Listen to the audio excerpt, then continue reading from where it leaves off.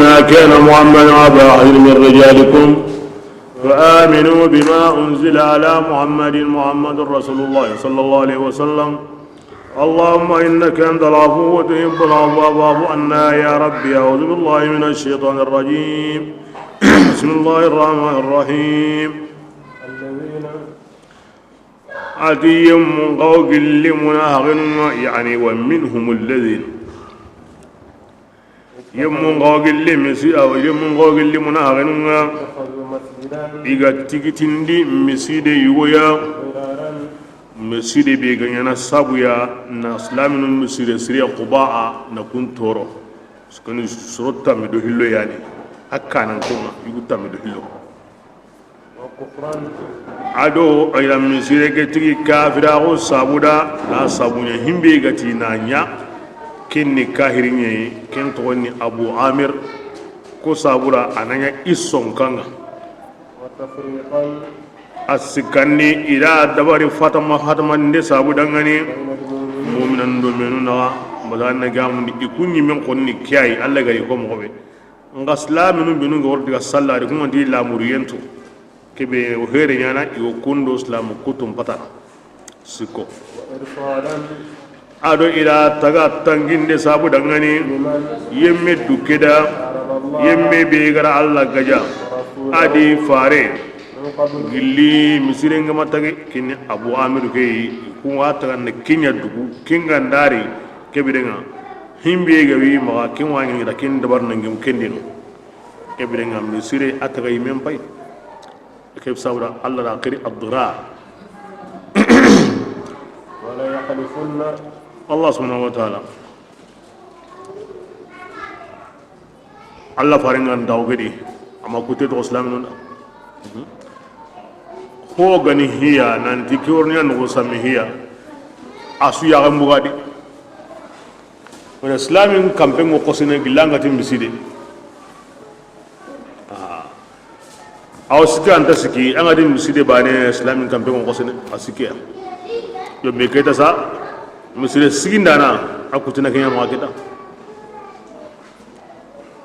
salama gonda ko kimda misire ni hiloy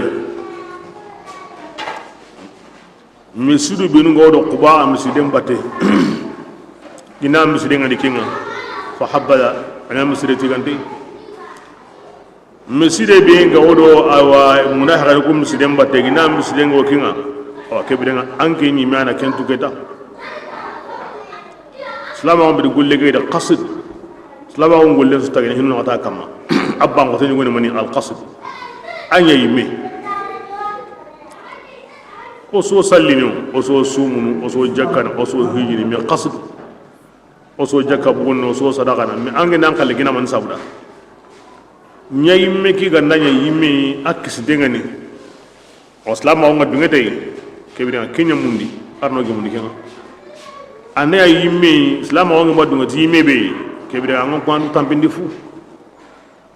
andu nam pajunta sornadi la har bantan ranga dimmi sidi anda hokoni a himbiya qoreni de Allah sallallahu alaihi wasallam ati serebe ganda yelin sonka min dabari yelin sonka yelin sonka angara kitem baga soke ngabane akem bakaw angara kemme dabari misire Allah da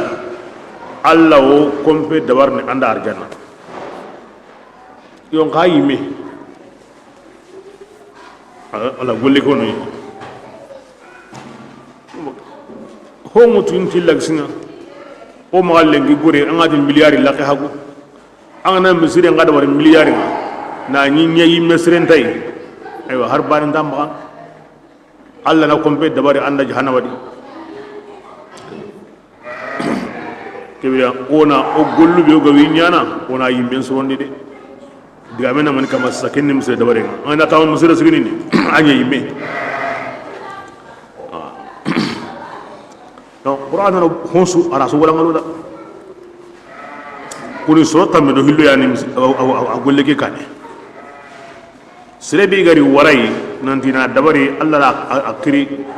ti awanna gamni kahiri Allah da akiri nanti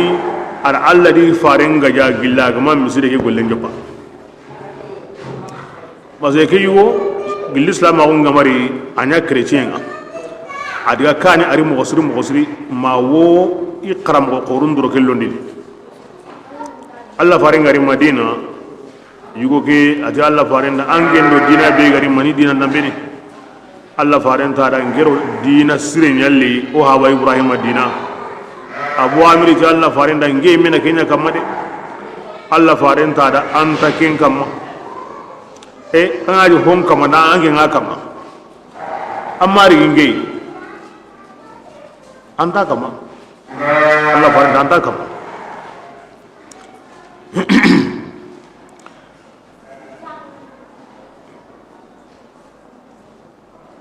abu amir ti ayingi wa kamare ange muhammadu yana honu ka himbe ga hitayi wi ko wato nan kaso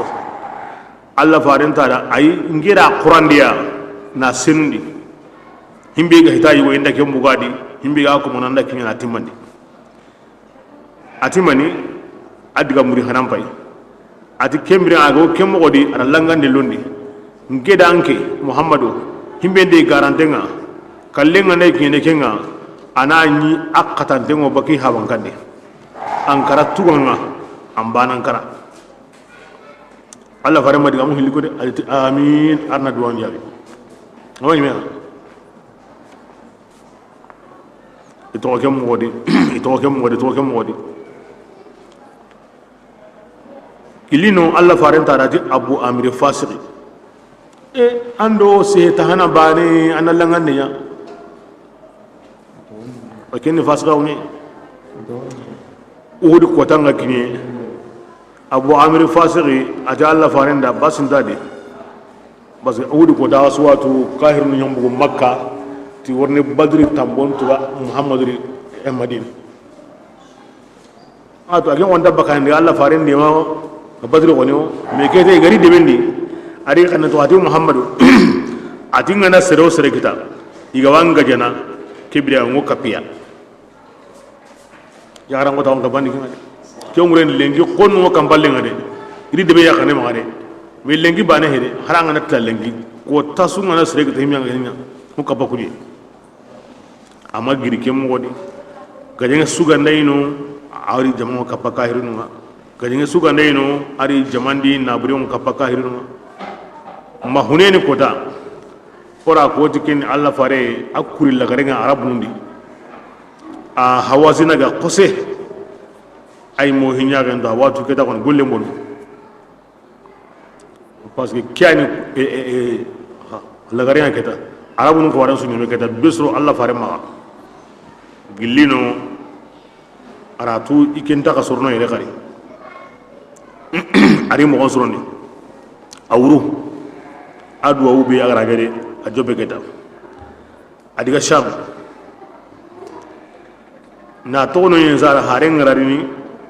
nan diya na gamun di qara'a katu dangin ka huma me yu gondo gajanyo ke karam misire da warin yimeda ngora kata qaisara isamin tunka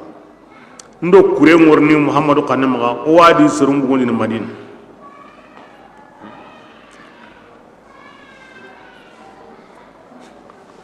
asuna kunda hige di kurmay de ay ido hankamanga na tawme jogandi ma mun asumuna hage ibakana ndiga halle andi akure mundurni li jamanen kara ido hankamamba ani mi khona on sabura li jamanen bonodi daiman ina kunda ngora kure mundu igimari kemo wodi ida misire ke dabari na nyima kuba misire be besuga wano kuntu aro kentala tumeya iwotlana dabari nga irikata Allah farenga ida nyalla farenga koni mo surondi o hay tabuka be khibarenga akuma nandigan ija Allah fare ora misire dabari watun tonda hajugumunda kalmenga nare urobe kebirenga khibarenga weni o anatin doya o amunda anna lisalli o misire kedina duwawnya Allah nanya hibarkante Allah farenti da ati qomi ngo tawye kampe kamahina ngamuna ndiga tere Allah gando sireri titi dunga ngurna ga misire ke o sallinadi Allah faril lindenya hake si sabaka tabukum aga yangazi awani madina tindoyenga muna haganu kurai iti aywa digan kasa koninde Allah fare onta kusaga diga katam daga diga kandi ay kilina ngurede Allah fare nti kharitin dorokenga ngarondini on diga dorokelli wuce aya be haga jope sisa aya no kunnakati iya Allah fare na meside mogonko na dungonum mogonko na taga yimenko kebringa nanti Allah ma anqiyango kine no de Allah fare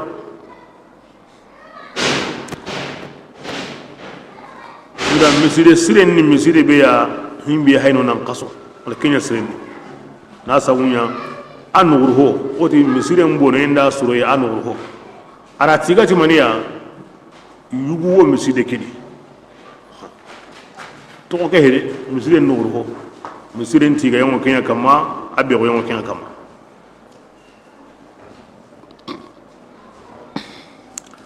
aya ke modi aywa ken no qosso qartin duro ken ma ko ni qarre ada malik qribun dashkham naman qribun uday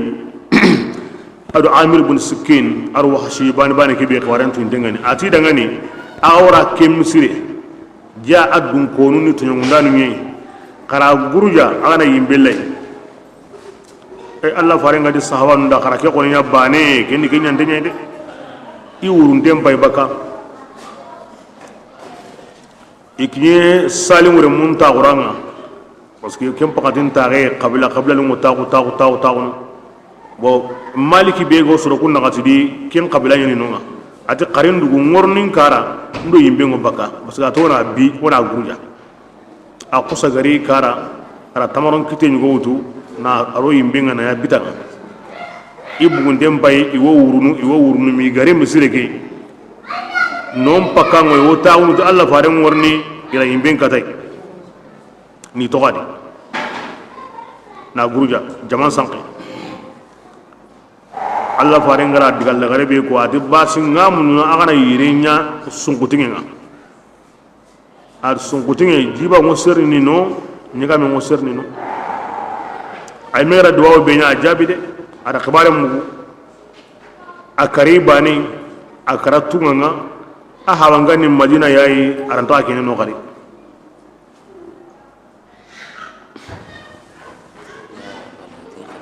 ay garam biga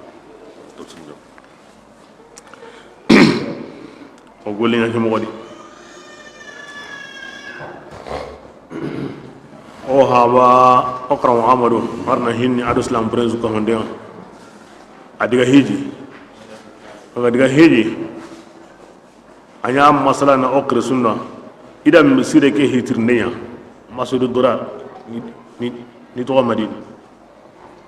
itu yalli akbara wa minna inda yimbe tirni annake mununu mani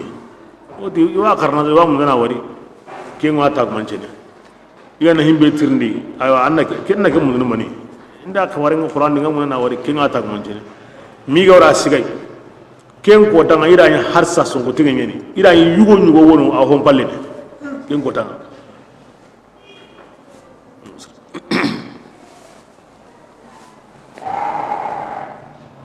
ken garani am pungu wugine aro kamu hili do gabe sine ma wugine do kamu siko gabe sine ken ko tanga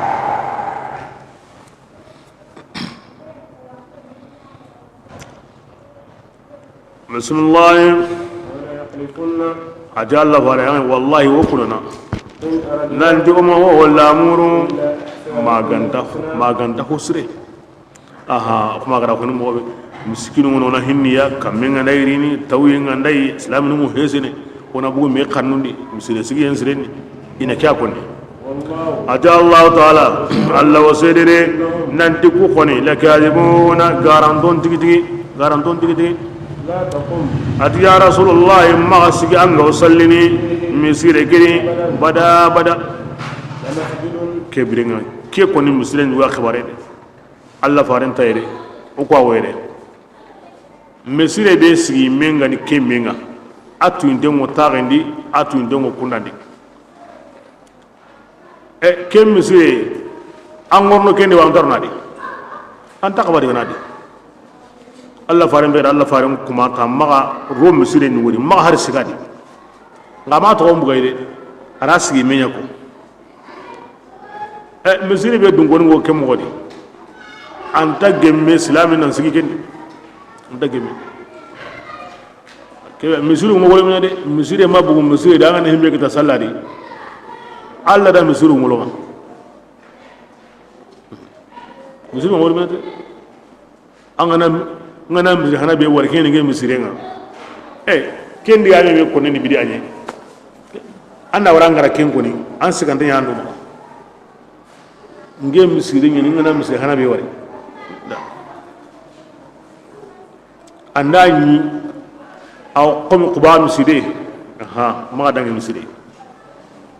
himbe kan takunwa anta qaba sikadi me nyanga musallna di kebira ma misiri surun kanan ke kin qubai misiri burun kanan ke kin hedraba ma su to ne misiri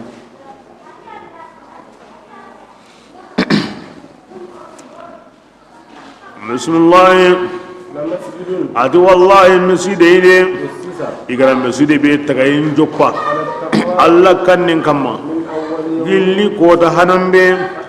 angarim madin bagambana kunga alli kota misi hana be bas manga dabari hin quba misi denga koy bukhari kinga o annaka amuna konni mobe anya tenen kota nyi alla fare annaka amuni aratenen nyano na tarata nyano na araba nyano na alamsa nyano juman soba abu quba na lu madina debe nyi men wandi aram misi ara juman salli madina juma hanabe alla fare ngara salli kini riwaya yuwe diga min gabene honu nati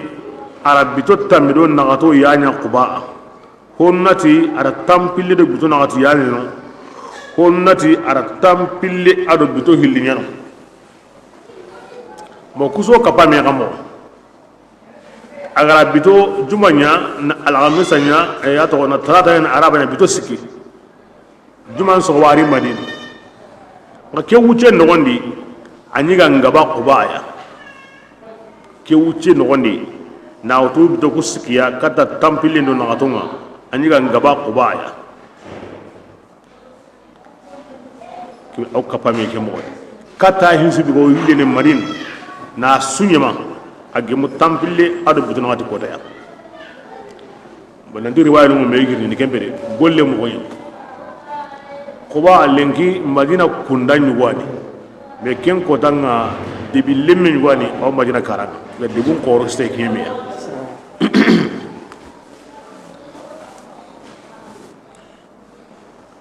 kim misire duram fasamun ta umala Allah baren diga ma kabaren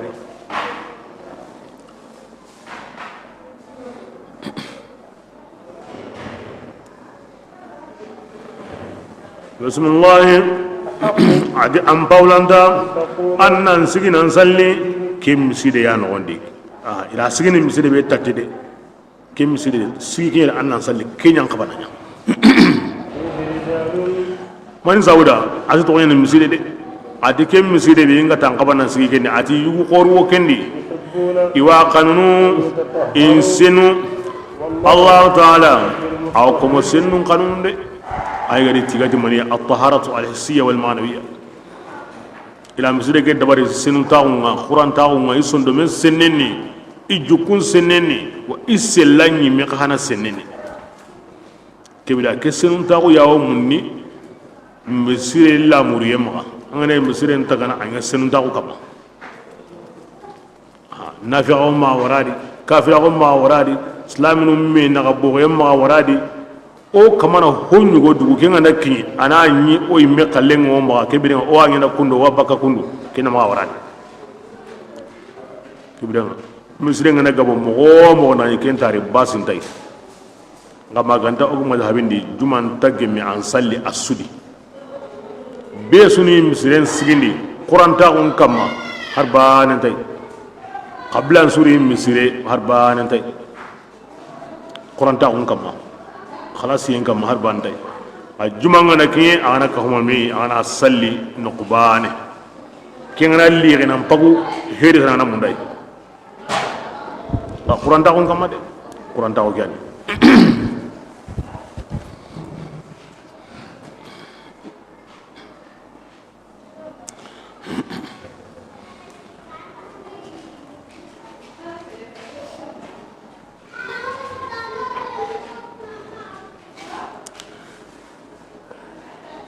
Allah far sallallahu alaihi wasallam ati quba anko Allah raga tigan mo siri matigan de ke surode senna on khabarendi ada gam siren khabarendi wa musilen khabare wo oro ho famu kendi nga agoro senna ko be na kokundu islamin ko ni an walla gene an patan qur'an ni an musire nga to kemba ne kai nga munda ginde senna on dambe tanaga ga ma ana koda ke Allah ya raga tiga mo be islamin na to usuna men da bari ay di Allah fare ogu koninta senna mo tanatu ya garangal len senna gondi aga wodo kutunna maganta ogu tagalle mun ni yahudiyanu nan qaso o yahudiyanu indanya gamintere inda surati gidenga go tlagarna jingena idu yanki ko tagalle ma on zabura ori domi o khara kemen sere aha kebirenga anna gamune Allah farenti fa alaykum huwa zaka ni di Allah haydo kini kibira kama kala kawra de khara kala sin kibira rabu mum ga anga sure bana nyime kini la bo salama on qari ama kembunu atanga sure awa sura illa garungaran sinu huwa mabu atawasi yugon koni aru yagaren su wa har yugon bawli aga masanqi mosi awase nga yagaren bawlin koni maji mazi ngana yugon do yagaren maji janaban kana maji yo me kesa wurasa bo fiqhinu nda ko gebrenga jimba nem pasu sura imbare ni hilli ka huma me kinya srenni kyo wasane de me kamba sai anga sure mo adanga da jina yangi dabana de yo kyo wasane ado anna gam ni kesrenni dabana o ke mo yahudiya nu golle hage Allah faran bayga di fa alaykum qara lazimi amara kawala mun sauda akenya na koda shi husren ni islami nya hotumde islami am botumde ni husren an na war no kono wana re ba yahudiya nu golle anta ken to kono ay asrin islama ko ni sinawo akenya to ra islama ko ni sinawo ni ati libanan ka kun tag monje ken libanan ka kun tagande ken senago kibla senago go ho islam nyan ka ba qur'ana an yan ka ba sinunu an yan ka ba ngalina ni ko go yanga ho sire ngari himbe magara ke gorati hulani yana jopingana ho sirengani amunu dengo islam ma angen tanyana amma ya tu walma amma ya gara jopa hina hora jopa angani kingaran samai anna tono kenda kina khataw qore ke warno sire gabe do sire gabe na golle sire ngani islam on ngara mundu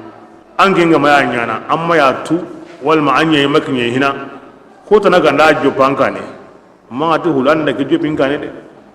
ai asire ngani ange nya honi bismillah an kenya tunu Allah faran gullin da ada su hindi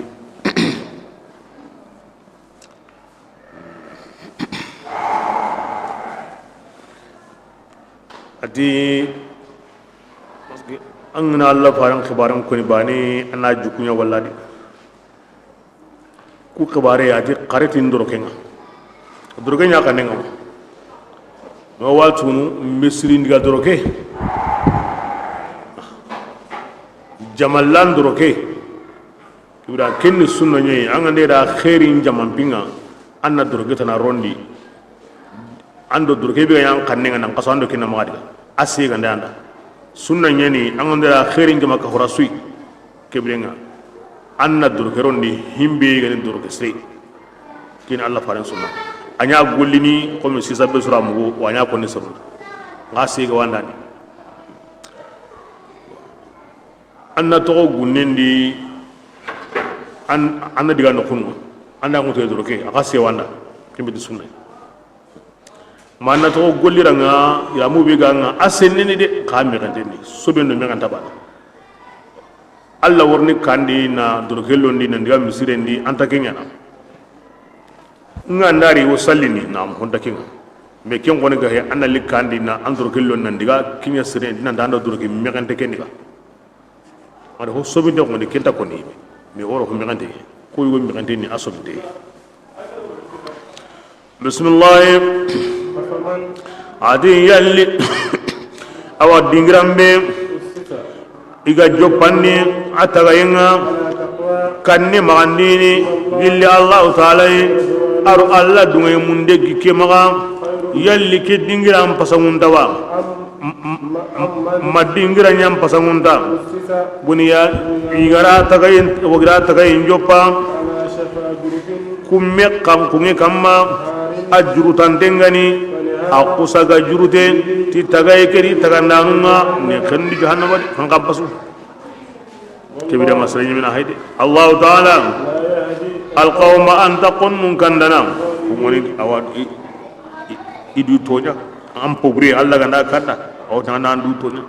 ke sawra allah farente qadiga misire keri awalim ahliha minu gari idu gondi idu tonya kebira tanyi min hay allah ganda hon kanda bin naqil awa ko niti hakare tage be ga joppe allah kannen kam kebira annan ko wana o an tage joppa allah dingiran tage joppa allah kannen kam adu allah dunge mundiyen kam kiri asinna ummo ko kiam paswa manna dabari anna gamundi kummen kan kungen kam kumme be go jurtene kagalana kumme ke anda jurtara kan mina jahannaba yimbe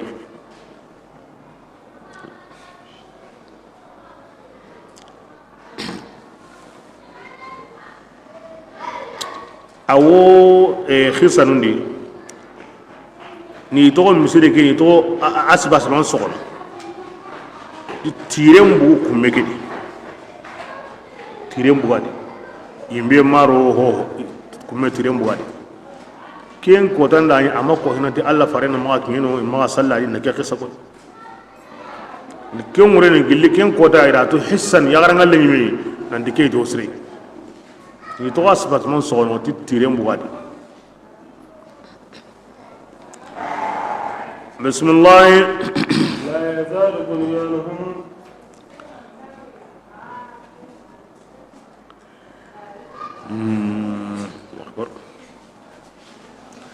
adi itagay ken tagilli tagayimbe igara taga asikanga isondo mundi ma kota be isondo ka chungo kutuni yani mi kara kota kim sire be daba kino gondi mi kara kota awon sigi yagan kan ken wure in taduneti allah ri faran kalleke allah ri faran gata kare bakano anta sirno amma minidi ke ngorne maradu ala nifaq qannun qota go gunaha on kam bismillah allah taala gemundinda nan yani to anan yani ti taga wonunga abi taga wonun tude kembale misure ni to hore de alli allah ra gaw taga wonun tude o ke sawra ay taga wonun mo gonko anga wa munda nya hosri ataga tike hakarlay ala taqwa war ridwan kentana masidu durar allah ta honu tudi honi hilloy hosudi honsu hosrenguno aw burenguno aw srenguno aw burenguno me qur'an o yumatunu allah killi hosudi anna himbe ko ana hosrenko ana himbe ko ana ho burenko angane himbe nyana anya hosren kam anda yanda nya yimme ha ga manya hosren kam hada mare min nyawu yilleni allah halan yilla annan jukun yilla annan sondo men yilla wena hosren annan tubi kata allah خلاص بسم الله أتى الله تعالى الله قبني مؤمنا مغا أرمان خوبي مغا إري مغا الله الله رخو أدي نابرو أنا موتيندو الله قبي ديان قورين يعني دي أنا تاني سلامي قوني تونغ تونغ هذا الله قبي anda ñime gaga allay nan na buren gaga لأن لهم الجنة kebirenga manni qoben tononga alla qati dati arjanna wo kinniya bismillah awa diga ben ñen qobe ke agol lenni mani ndindu qobo allay ndinna buren qobo allay alla ta musonni arjanna kebirenga golle ken mani iwo gajana allah taala dinan killinni iwo alla qonnun kalli alla qonnun kawi kalli kebirenga kyani golle ke nan na buren ngara kara kan aranyi be ati keni ni nanga allah taala mandi ara wajibi ni idu kama في التوراة ama jope kuyde gilli nabila musa tawratandi nabila isa injilindi ado mawla min qur'ana kedi awno jihadin bima jobe sisa dinan golle nyugwani adi nyam gon konin tengo allah ma kitab kusudi bismillah adi yemmebe waman yemmenta aw fa ken gantimmanta ti laydunga dina allah taala de kentanode kibrenga abaka nyaari anda baka allah de يستبشرون kebil angun na nyagali ta qobenga qobembe agar allah qobollimma awati kenga de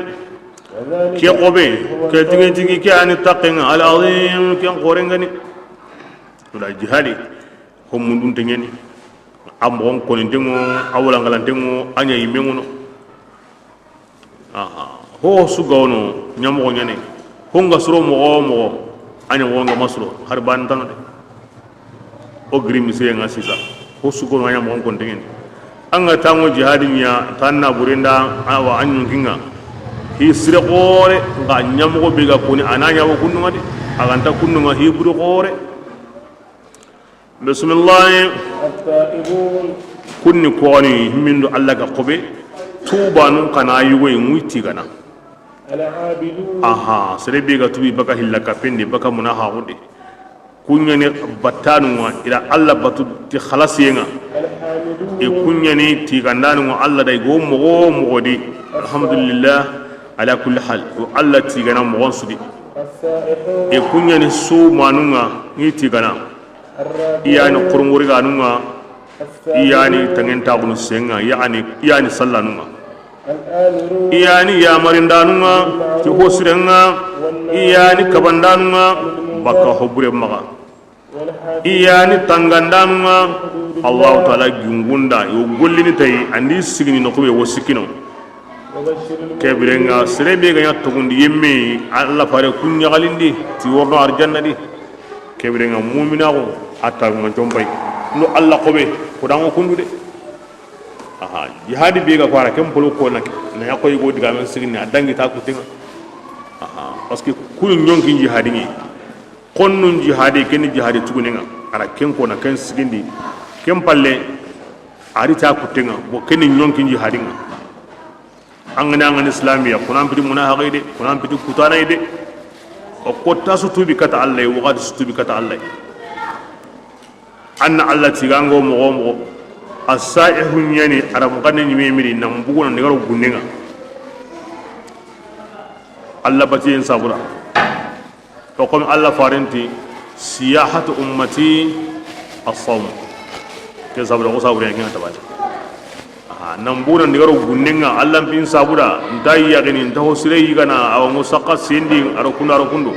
ay tige yuma ton tanga tango ken dabarni to an kompeni annan sumu ke sabura ra fatare kan tabani annan pakat to sallindi sirunya amar ho sirenga anyimina nya i hata huburenga anyimina tokono na allah gingun tanga boken jihadi nafs bo kiya wono kira kan tawalle na to andam pakare mo me andu ko me nsalli tabanen tasron ko tasunga su salli ne mabani amasro nta sumunu nda songa ton sumu lengi ko ni ko tabane gin take sumunu amma harbane ya ko tasungu salli ni me salli o salli arka bani ko ngotu me kinga anta harbane soro anta tuwina junubu ya golle ngamma e ahiwi du maka anta sire baka hubre amasu kun jihadi nafsi kebrenga andu kuomi mu'minan ko de andu kuomi watsu bismillah ما كان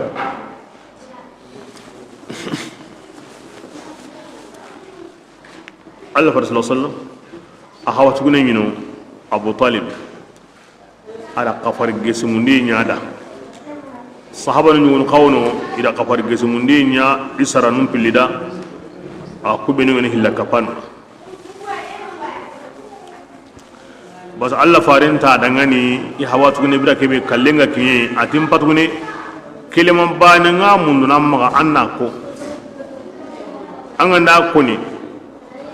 ngo sikki na nyahu janganda Allah taala ni abara ko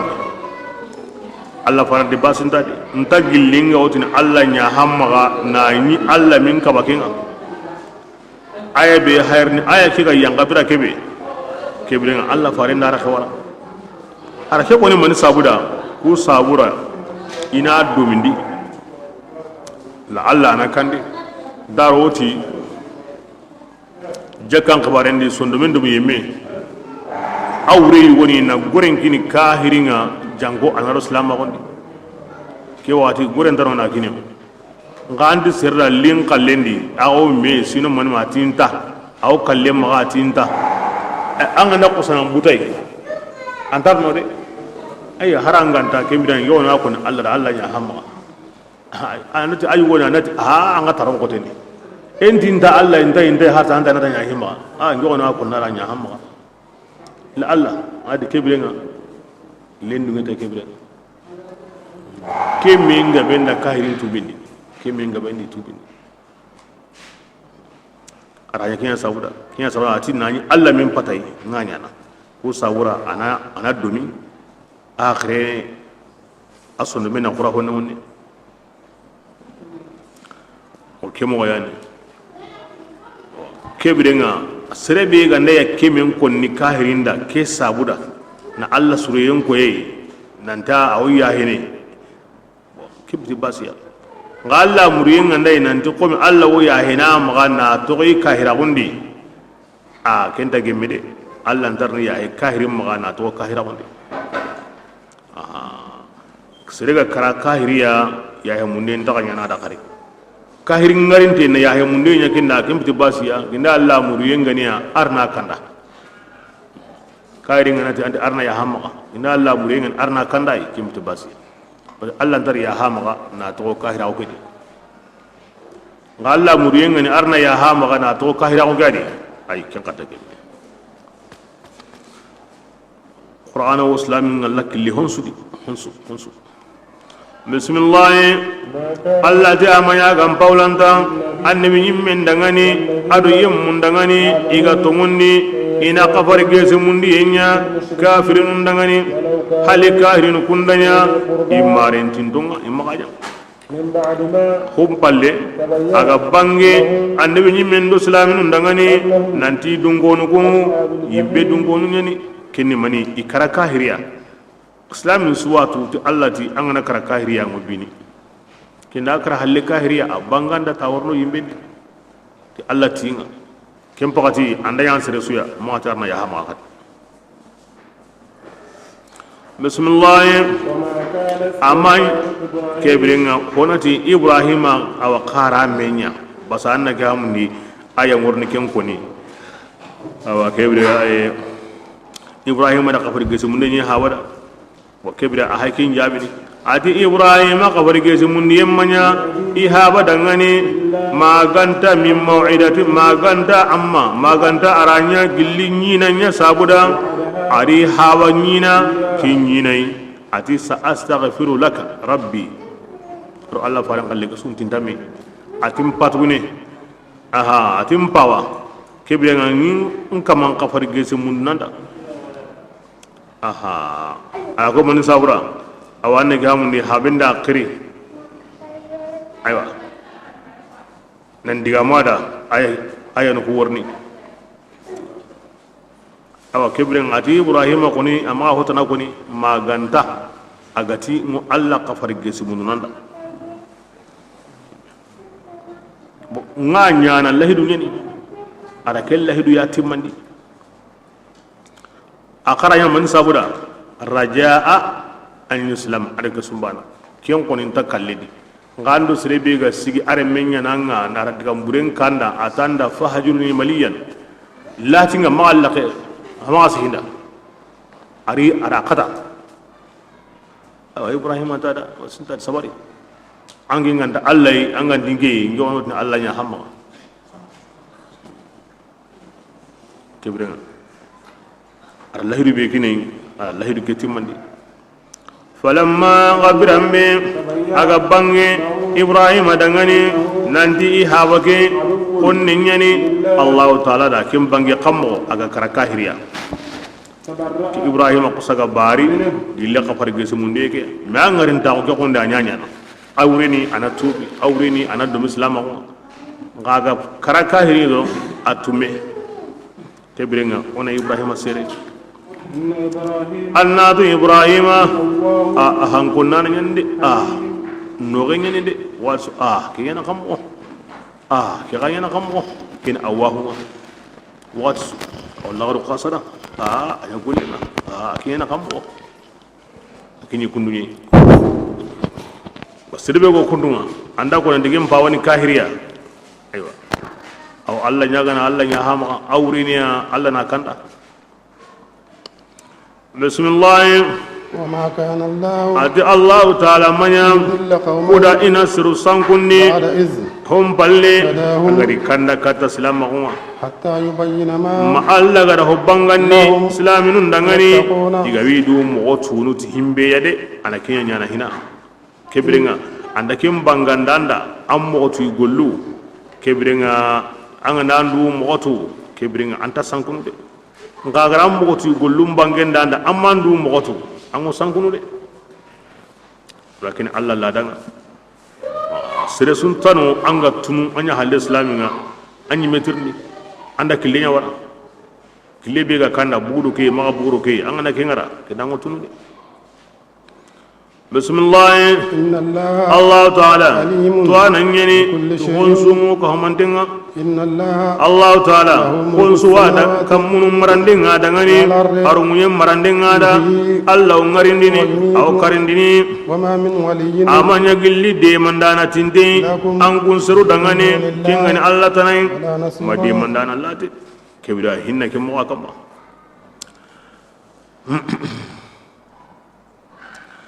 ala ke ko man sauda sahaban gun kanun ke digame wure basi haba karaka hiran kama dalla daiman gun allah nya gan arna ya hama allah ka haigati ta ken takabananya ogara himbe nya kendi ke bidenga anya golle ngo kuma de jaja ko golle nyugo nyana ke wuce la ta ken takabananya ikan allah ji ayi qawa kan ke ngure allah ta komeri gana manda ya ko ne yanda hina yani aganya hallena tunan tanta gemme an ganda nya keta ne Allah ga walligar ta na kallu ko wonda kendi to sabaru o kanallai nya sawar ayan nan yan kana himbe golle be nya har sere gan tatu awna ko Allah farinda ngi kanyi kenya na de kenya sawuni yoti itu garun to maka idan kunya ga konne sabura hinga ga bana ya mo be Allah faringa konni wal Allah wa konni no bugo bitenni ta allah faran kanu kan mo beri kiyen hango sukam ridwanullah alaihim ajma'in bismillah لقد تاب الله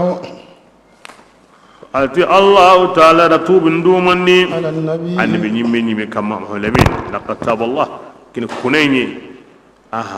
nat allah farinni atangantinni anta junubu nyana muhajirun do ansaro mag junubu imanya yire ana gamune kuntere ka fa allah faringa hinsudi ila batu hinsudi man sabur allah go tubu ko nikendi kende awrene ya allah gara ay tagam obede sunun tago be kamade na muhajirun do lansarun taga sun tago be kamade kibren adumeti ya kemodi ken khibar lingi anga o mogobe allati harsa iran to ke mogodi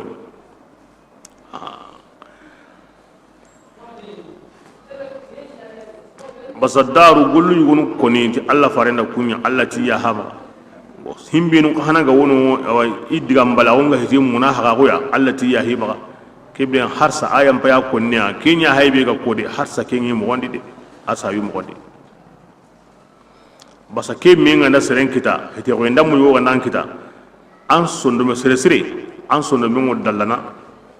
hinu ngo yankanadi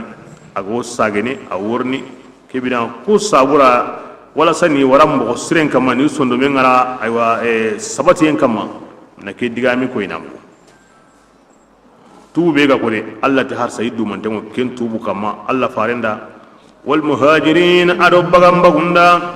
ado awadinan de mandanunda majinan gonda الذين ati kunyani yemunga اتبعوه ila farisen nembatu ساعة العسرة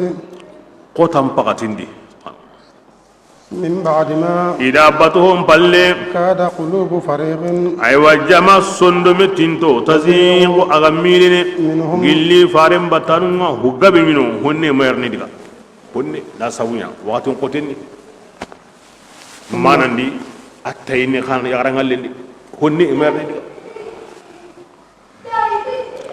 ثم تاب كم بل الله تعالى ساغي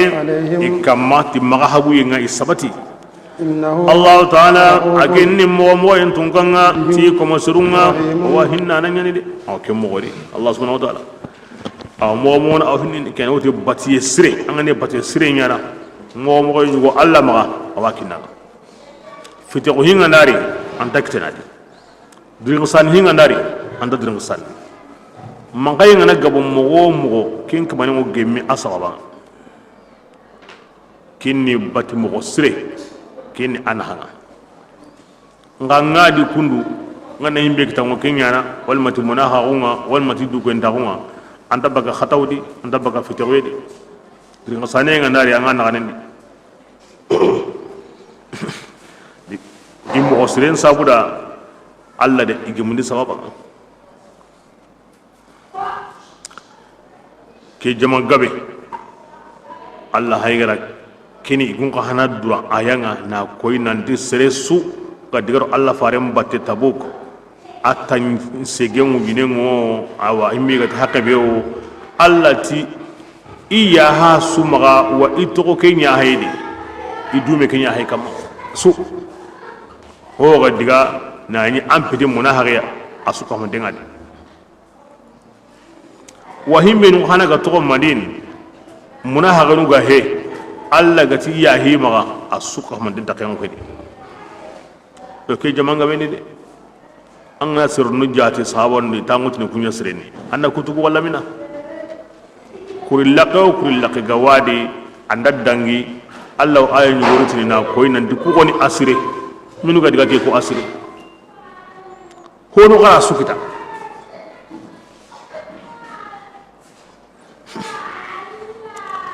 o kebra o kemodi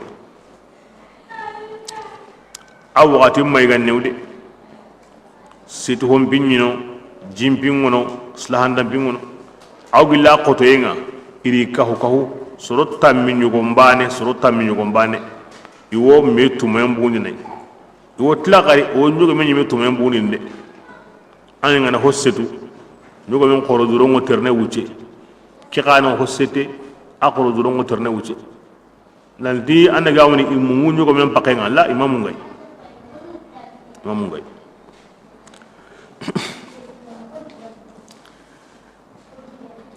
aw gilli akoto yenga slahanda be ga ni maga tamaro nyani tamaro ke asuqunyu tungadi anta limbane karna anga wani ni an won kisinteni ayin huygon wadi hunche be ga wi maga ayillanteni asubotonteni nanga hukenga agabe he dullenga ni tampindi an kun sir haqu be ka hundenga wiga aka lengi na gaido mi ako tamro limbane wutunu tamro be mesre he an ngar no alla kendi an anda daga men kita an wa buguni an kinan ka palema kingaro ni rakendi kina daga men kita awa buguni awa kini ka palema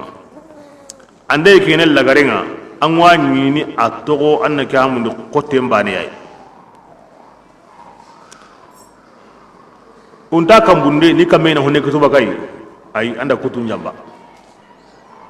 ngana lunga kitabane anga bunde anga kini bane nyanga na wa bosini analu ngi tawakini banin Allah gari ko mo be kenyani ke jamasu sahaba no be suna itananya sugani ni yime hiyo higandari kulan dan kabadi ninke konsu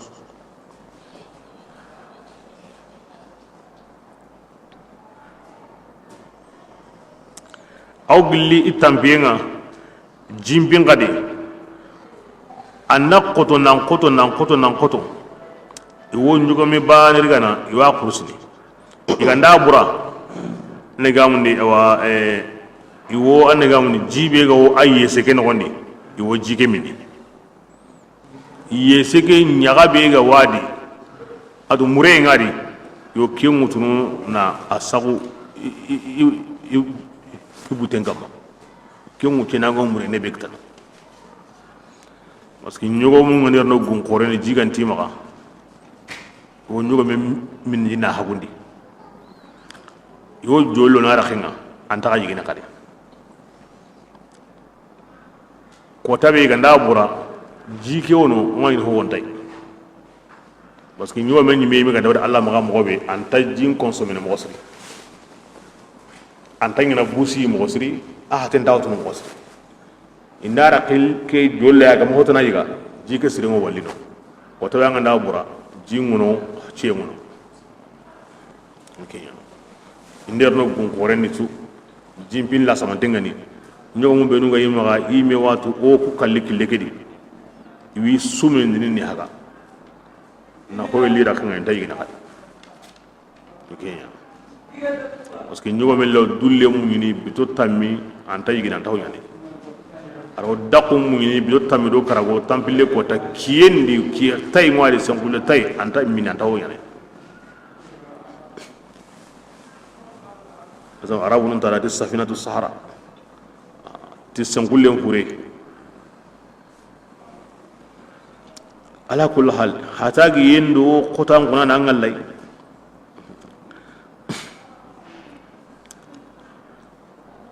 aw bagariyati Allah fare anti Allah faranda haynisa Allah ranyinan kinanga tangana tina himbinye wanyana kebring Allah nyaga amma to surun tampisa adi Abu Bakar angin kahano ke munda ati nga munda ta munda mo anyi menta sirtan ta gezu daga atangin kahano ke munda ati nga munda kinno kosu ari kitengure wutu Allah sallallahu alaihi wasallam akidi barkantugo ama yankandi makamungo sehne kamme gidi na nyondai kinno kosu la bitilondi no kosu nyajiya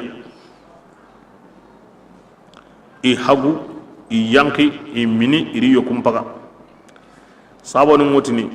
oga bugo batendi oranye kammeke jaja akambe ku jama kiyai amar na kunsu ari obana kama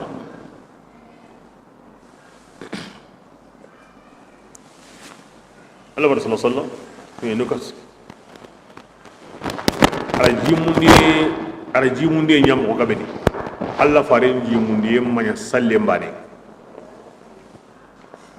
sunna salle nyugani fiqhin sudi jimundu salle me jimundu mo asunna salle mbane o magayere na nya hoyimi agonyana ajope amadalla parce que mani sabula atu indingene nanti salle mbane ti jimundu mo sunna maslama go bananum pillini sunanga wutur ni sunanga shafi ni sunanga hal ni sunanga wajimun salle ni sunanga kemina kan salle ni sunanga hakala akko ni ke mogodi me jimundu mogo tanani sunna himbe ga ti salle ido jimbin ko ni Allah faranna to khutuba no gondi ara Allah nyaga khutuba kedi kamenda joppa kenjuma ma jumari iti kamenda bununde nya kharina to jumandi ara Allah nyaga ken khutubari amati jinna sigide atandigaro tatuna hawalina ala alaina Allah bari ngadi jinna siga sigide antarna kare digaro tatunga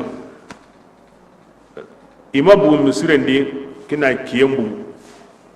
nyonkinu sange kempiti salle o hay no ko be sisa ala duwaw nya ala fatiha yawto kempiti salle alla farinda jimundu mo nya mo sudi hono jimbin ko nara awto liti ko tun junyeriya gidenji ando kiga na diga amura seri gredi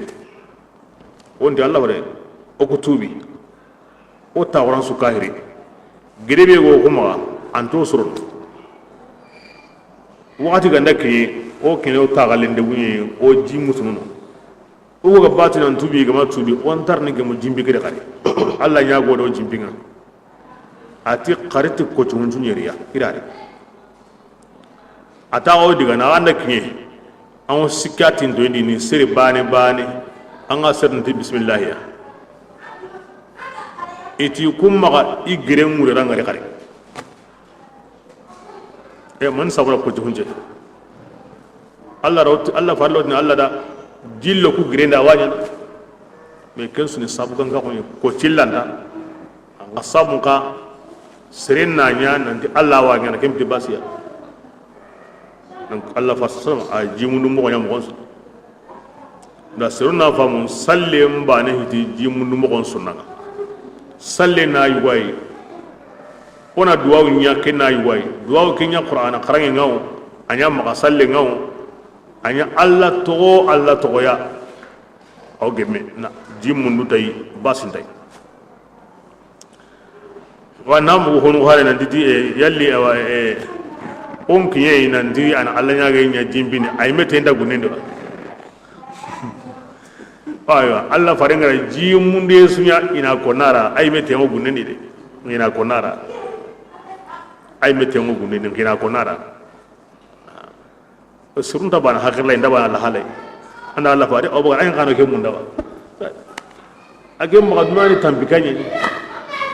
o tambikanye wona tume mundo gamo ati ngamunda an wayin Allah dun ke biga kane bo ku ta hoinde an da kara bi basiya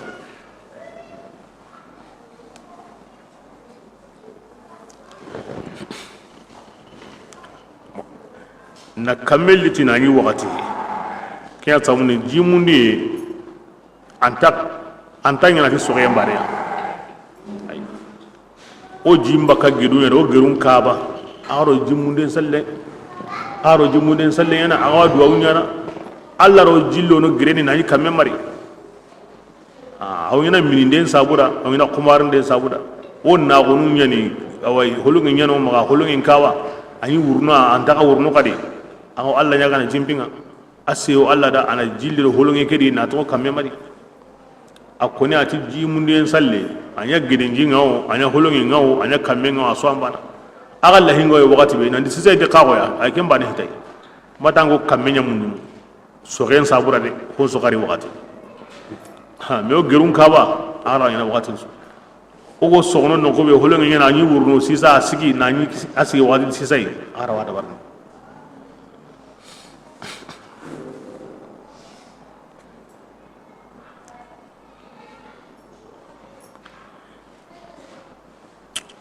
awgulli ke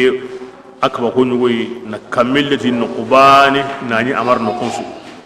kenga no diga me gedi toga buguno orani o jamake haqqe ja kamelli kembani adi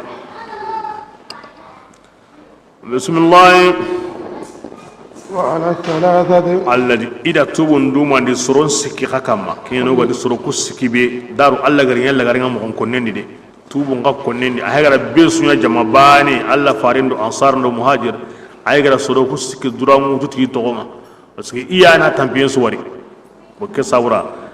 alla faringa na buno soro kusikki khana iyana na hankali na be suya ida tubun duma di soron sikki kama alladhina soron sikki benu kullibu igara awa annaka mun irigani to halle igari tubun dugundi hina allati qari tubun dugundi hina mo ke kholli furen kini bismillah حتى إذا atgilli magan kutonga birambe ضاقت الأرض nyen pay galliri kappa awai kamma kappa honga nyen gara ken yurubandi yani nyen di yurubaye alire ku kamma digaranta liranta wadaqad anfusuhum imenyon ginu liri ikamma kesu benu ga nyadi kunga katime ay metin alla gara ko mo be de kenyani o ku koni digaranta liranta minjangenta hinkuni lemanta ti sire summa se hoda hari ti odo yakuna lato me krisuku yime koni wuyendo tampiyendo nyonkra liri kun ken honu ya woni meni gallahu ke mo gani man sauda himu alla ma awurno wori gawa antarno wori gawa on tatu kengi dura himmin wa no nyiran kam makana kun su kutanga ta Allah fare nya marenga bismillah ila dankana ko tigi nandi tugu no kunda illa Allah hinunga mangana tuwaimi kunda ken ko ila dankana ko me hinna Allah ma Allah hinga nan kita an ta kunna du ari wara tarbiyya nga golli tikinga ثم تاب كم بل الله تعالى أما هوني دعني أتوبي إكما كو سابورين أتوبي الله تعالى أتيجي أياني توبوري غنيعنا أياني هنانا أيان ينكا أيان ينكا أنا خير خوري مغسري أنا خير خوري مغسري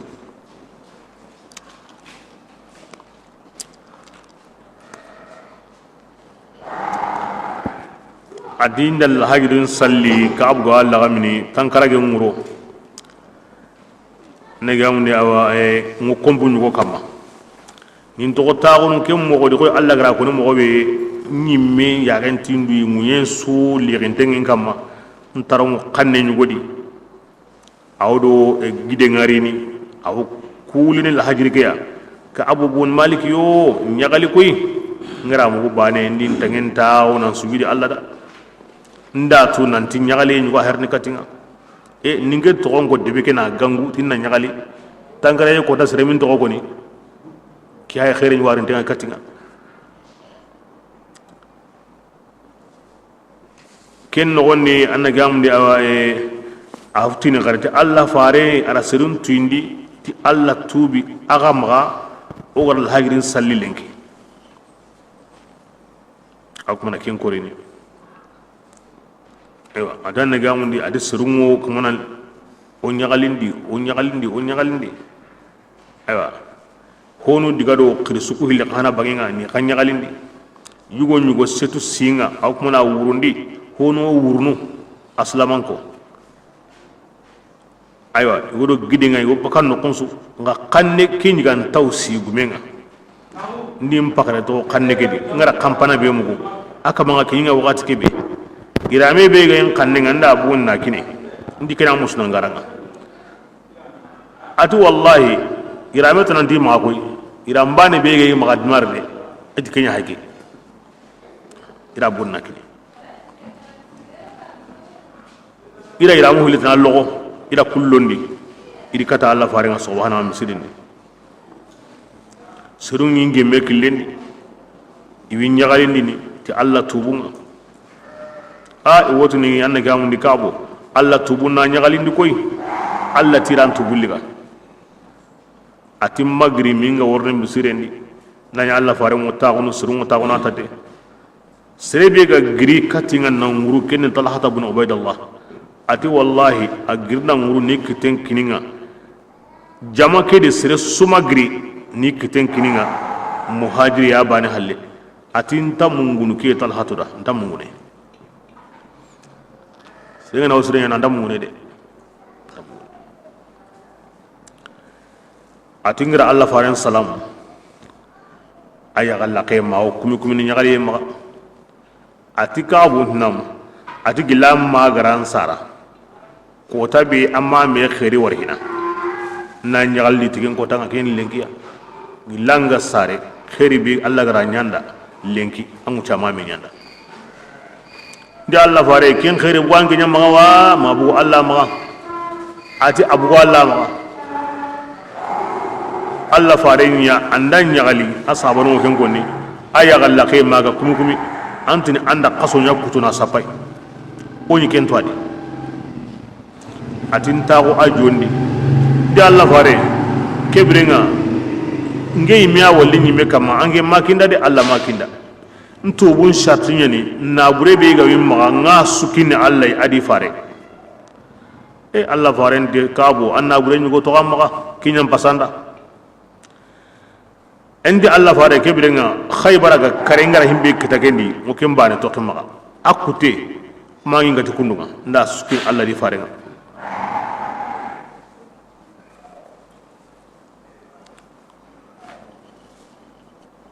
wa kebran na kamuni ayam kutinya kana liwa kunu ma as-sadiqin ay mengitini kabo ade Allah fare nga ko mo kiyende islam ko tubi ko tampalle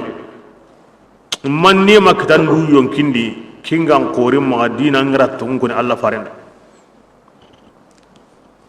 nanti Allah fare ho on tinga andin tirni ho min kita ka wange madiga man nan kita hari bane ange megran slahandan nabari ndi tungini amme gara nyugo men kobo ndi tungini amme gara kenya ndi tungini an ka madiga nyiga nimi sare de ngatla ngara khairi be kitari katakane ma mekta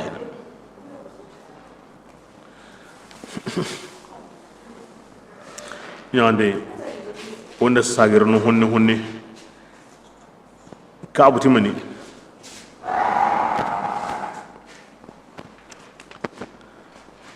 inna min tawbati an akhla'a min mali sadaqatan ila Allah wa ila rasulih ndi Allah fare aw gillin tubunga ngokko ni bakin na burin sudi na nya sadaqa katta Allah di farenga kabura ke koni Allah farenya wure na wure nda sunya sadaqa Allah di farenda amma fam nda sunya sadaqa Allah di farenda daru Allah da honu tiga tiwi sadaqa nya na kim mo ndambe ati honu da kana kunni sadaqa nya kim mo ndambe ka abu kana ga kenya ko Allah fare mata da sadaqa nya na Allah ya da man gitu ko kada makin goni parce que Allah fare ni wasila na yani sun kace nga odo Allah na islami ngra Allah fare ngori bugi diga mundi anna mani ko ni sahaba nun kambar sare nya ni ke serebe gatine ngindo ke khairi nya Allah di farenda e an khairi mundu danga na din ko Allah di farenda kene diga mure Allah da kuindanun tiga igoti ni nga kinni Allah di farenda sabanu wa konni ngo kenya na Allah di farenda angi nga nay ken kuye mundunu ken gari ba ko nga din ko Allah di farenda anda diga mure ko amma diga mure ko anda him bandunga ni kebe yibe mede angi nan kawana Allah di farenda ngara nyaga Allah di farenda awsre anna kini Allah di farenda kebre an jagara nyaga ko Allah di farenda anga kaba kinninga Allah di fare berare kebre an ko Allah di farenda Allah dun konumma ho warke himbe wan hogre ok sahaba nun diga beni kay nan qaso Allah dun kon diga beni kay nan qaso sai ga ti fare bane akmane ganga on katemine anga ti fare bane anda ya Allah harwa amanya Allah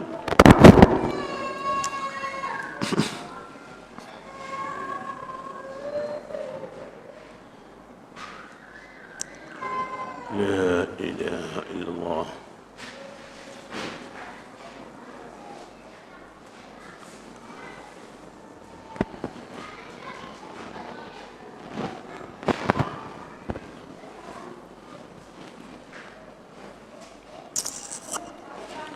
استغفر الله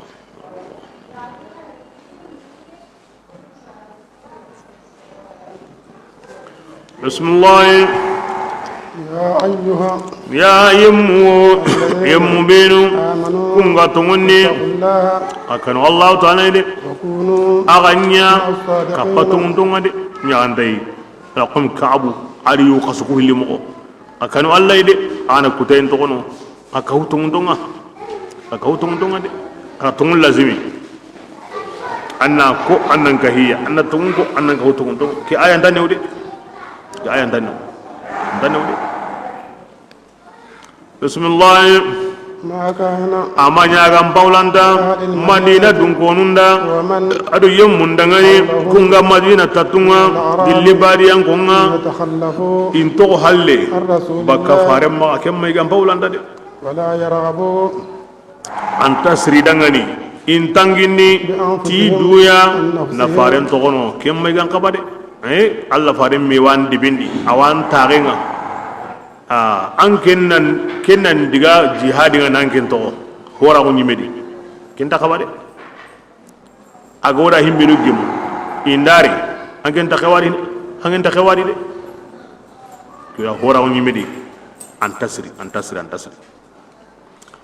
bismillah ذلك ati idanke bi hayke nanti imma nya sabu ngani kebe أنهم himbe gani ga wa konni asabu awa ikumbe hayke لا يصيبهم ظمأ ina tuddaqo manya agabi kitana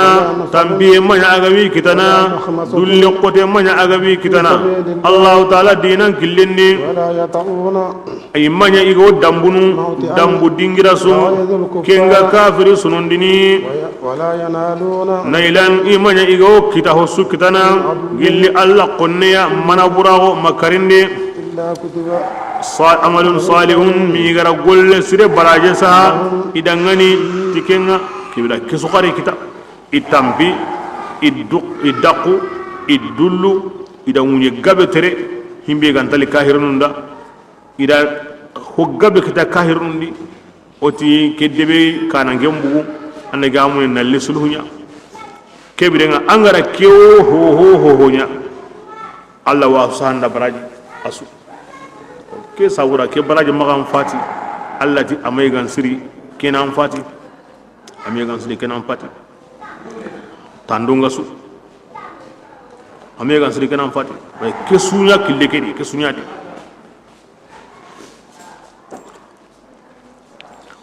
bismillah inna allah ta'ala anta yibindini ayra lil muhsinin suruni yum baraji ngade ani baraji niya ولا ينفقون إن دنا هغني الله كلني نفق سويا صغيرة أو كين لغو وهر تمر الليمباني ما قبوا وقوم عثمان خلمه ولا يقطعون إن تكتونني ورا اللقيا إلا كتب ما غنتا أيوة الله غره سرسا يدغني ليجزيهم الله كوسابور الله ني براجي كوم بوسرنا إيغانيا كم بولني كسونيا دي من كنا ديبانسيا himbe xembe tamaro bane yow anda usman kallim mi nyaw angu kundo me na gawo asu sahinanda Allah rakeko na diganun tiga digam balan khana iga perde kebe na kentu bo kebirenga awre khani li yafid al umum wa adam al khususiyya lil mukhatibin ana damire mo gompay tag man jom mo gompay kesa awre ni adigame ko logene de ay nyang kasabum bane ke fasagun dago kore aw hinna tari addu mantengo siro sire anga tampi Allah sabura andaku Allah sabura andullu Allah sabura antere Allah sabura angara tandonga benya ke suka humande angara dépense sunya Allah pin sabura ayara himbe ko nukura de an kana kallenganda ayamu yang kana sabun wadi ngaw kirini ayran kampe nyana sukama bismillah وما كان المؤمنون keza aya nu kamanan ko gilli digambali num biyoyenda eda alla farenda lamuru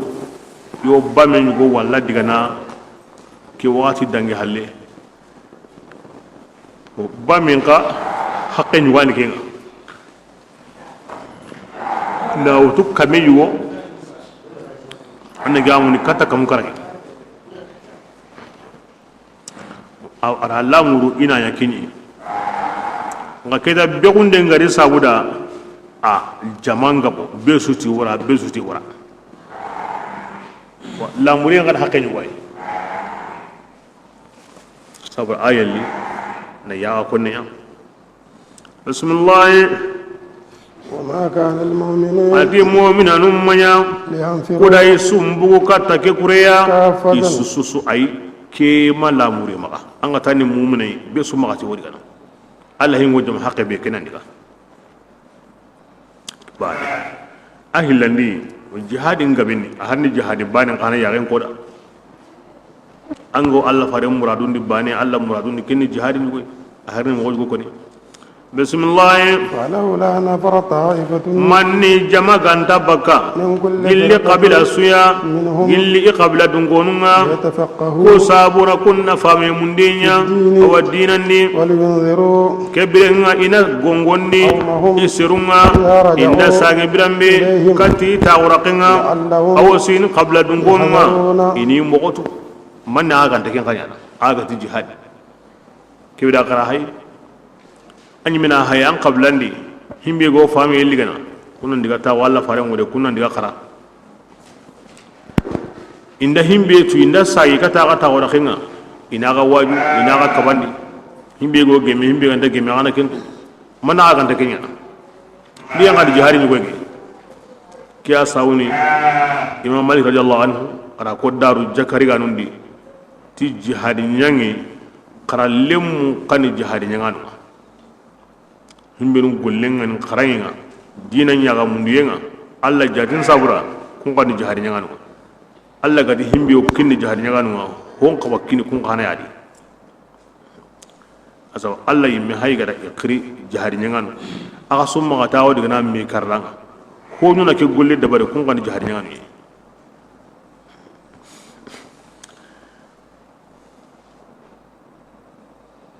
ke daiman qur'ana wo hinya mbonya kono da ke hono to Allah fare mure hono diga Allah hingo sir haqbe wa bami ke sabuda kundiga ke wala himbe nugo tono ti yamari yenga aro himbe nugo diga ti yamari yenga aga suya baraje nambana wasu parce que jihad ken hilway jihad tugune ken qonnu jihadinga jihad qore ken nyonkin jihadinga kinya ganta tuina bada maganta titwa ko timante nan kata nyonkinga ko horanta ya gasuni maganta tuwa ko timante kira ya gasuni kempalle ay asonya kabini angar Allah batu mo anganta batiye mo woni me fami gantandi iblis sakoni anyani sabu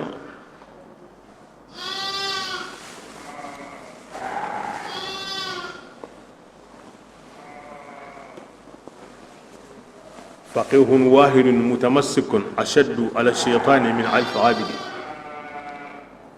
سربي فامتنغو دينان دي الدينان مغلقي على قراوات أيوب باني أن قط إبليس مغا دين وجني اللامباتاني اللامباتنو اللامباتن يليندا نكا أنفا من ديندا anta allam batte nyime mo fam yentandi ken mugine yo sere be gara allam pim famu na qarana tu allah bat mo sere ken nyugo bane an qoto ibuli sama dina ke dambe mugine nga anna hobbatu anta bati mo to anna maniya kiya sabun allah rabatu yengo ati fa'arfuni qarintu hina de qabla an ta'buduni wa in lam ta'arfuni fa kayfa ta'buduni qarintu hina kata abla gata goyim batun aga mintu annim batun gamo wa ke sawna jihad tagani hilwe jihad tukune alu jihad qore ta tuina bada maganta na fami dinandi maganta ga fami dinandi nga fami dinandi ango ko na hoygo tikenna li alla da jakinni alla qosay aw mona hoygo togono tikendali alla da jakinyelli alla da wa dina kenta tuina bada anta surna bada makarangi anta surna bada makarangi kya gilli sahabanu kini alla di warakeni anta surna bada makarangi se suganda kanda ti tuagum bihe gribaka wure mun grinyeni hasidnyeni sesugura kanda hasid gani Allah ti sahabanu hurunta wa Allah fare mure ina fahamu yantu an ken dikem bitai himbe ga hede Allah wori ken go tona kenya to ana nyara woti ni to ago hiti hoy maga yang kay sauda kanne sauda hilla garba to ana nyaro ken ko ni nga jahilin nan ti to ago hitai hasid ngani naam hasid ngani to ana nyaro ken ko na burugu men ngana ti gorem bi hiti hoy Allah mpiki an koto wi adam ram mpiki an koto nga misigi nan di gorem bi hiti hoy hasid ngani ya Allah ganda andaro ti himbe ya anyime ganda kembuno maga yang kay sabuda ntatu ago ngena mo be kenti gandeni nga himbe ganda kunu agena digem bi hoy anda hayri digam pana be go Allah farna manin kara اقرأ اسلام غوندي وهاي هو غوندي اكوني ماني حالي اكو الله ورنا تقرا دونا دو لا غرا هو انتصرنا كراني حالي هو انتصرنا حالي كراني ني هو هيدي اسونا كراني اسو هونسو تو اكوني هونسو هل يستوي الذين يعلمون ايوه Allah ro turndi tuwara no tuimbal nambara wa inda ban angane ho yana anna ko aturndi atwana andi tuwa woni ho hedi ay asun tuwa woni tuwara nyoti no tuwa woni hoy ngumen nati ho hiti hoy hankaman nati hangaiti harbane na kunna sa ma yang kain kamma kimun ndeng amma بسم الله يا أيها يمو بينو كونغا تونغني قاتل الذين أنكونا يمو نجام يلونكم كونغا وبيسناي من الكفار لكافرون الله يحللنا جهاد لقوني نايا غنكو nanti awa annan kaba digana annan kaba tokoyre an qaraya kundu o keta awo qaran anyam on qahane kebile aga ko kundu saw igandati himbe nun tawo Allah farangu de kunnan tawo kutunga ndera kebire nga ina nyana kamo aw ken ga yagen ko noda alladhina yalunakum min al-kuffar kahribe go tokkina yani al-aqrab fal aqrab himbe gan tintanga kenga na tubi wal ma anda gimu konneri anna dangino himbe go saka ken kamma kenga na tubi wal ma anda gimu konneri agana dangino aw nyana kunduyi anya gantai Allah fari nyimiranya kunduyi a joppe ti hotinte ma aramun sugo nyimle wakati kebe ara i mediga lagare ari jonko rumiya afati halega saban do kenya fam kebe nga gollen kute ko diga na sade diga iraqi nan diga shami nan diga misra nan li afrique yere nan diga asie no konsu awre he nan di agana qurbari do ay kembe angana kenya bana hingo bonno anga kawandu mo an jaman gabo ko nyo ken gabo nasu atake do me anta sorno o to qur'an ju ko su gandanya haranga dasal nan hangita eklir hagi ko tabe agodno atake ne aga nyana ko mi qur'ana gara gajen go mo be amay lupe na bada anga ho hotu aswa ma arawasu ari men pagat nasiru do me ahay igar haga benya do nasu igar haga benya aga bende aga nyana ko mi kinyamo mo be galara kenyana kana an men pagat suru do me tanya imbi manya Allah farane ko nya serra ay antanya mbale senyara de ango se sutanya da ango se sutu o gol lengi be medi hinga bode harisa sir jamani gabe wono jamani khorunya ni i makni aken ken kota hanga be ganyari harsa jamani ko gabe wono inta kembaka tammani me wugunu abiyo nyama tammani me wugunu sharinga ma kamu mani me batonga mo himmi ko maran kato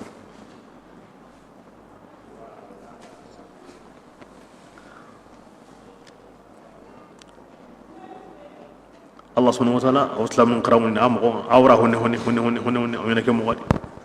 bismillah وليجدوا غلظة adi kebrenga kasigi ina barakato yi فيكم agadi de kama sigi kama yongola karanta ko ngadi ay migratu nanti ke oni dinan ta ma sangi ashabanu ke mo yadi kanu la ya'khudhuhum fillahi lawma talaib Allah faran sahabanu isre bane ngade no kobe an atu nan di yugo ngede idinan ko ni hi musalahan tadi idinan pen ko ni musalahan tadi kibra anya kundunga bismillah واعلموا agana atu tigi Allah taala مع المتقين akapa Allah kananu ngede kiani spase mun Allah kanni aro sabari ni kunduye islami ngana ya kemo wadi antu ina ndi hulani konne islami adi na musliman tamma haza adi a kemo na sabu na sirun kuri kata islama wa kem palle an se mo ko na islama on sanki igo no ko atu intengu dina musliman timma igo no ko kinya ni tag man chenga yu bulangal ni tikenye baka kutundi bismillah وإذا ما أنزلت سورة برمبي إن سورة ينقني باللي قرآن سورة نونا أتهون ومناغنني يوتني ميدا نيني ويساودا كي تكون عن كندي دي كي سورة غراكين جيدي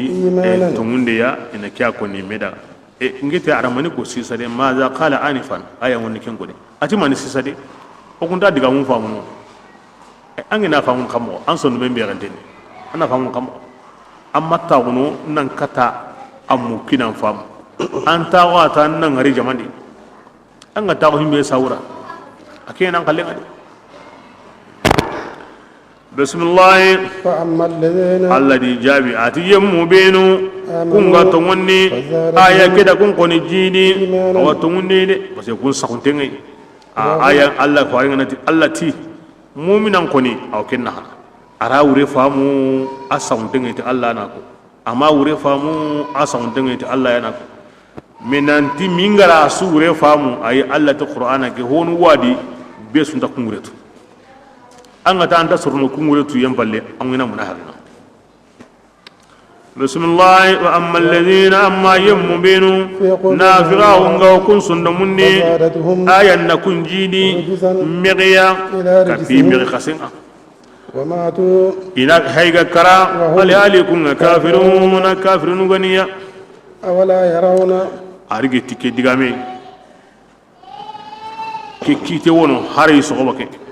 serebe go nyagalinte alla digamenga ado alla digamen mutundanunga kunni mu'minanu nyai ito gonde khana asbatin tenni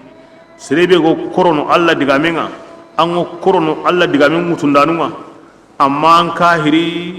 mannan tinda kahira ko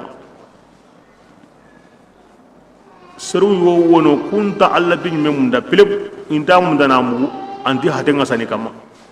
aga wandi jukubure alla mpinga wono kono inta wallino anta lida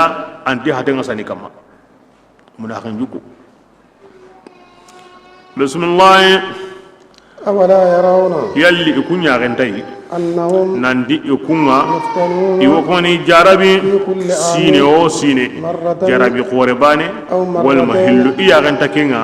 kotan nari watun nari masibanun nari ikunya ganta kinga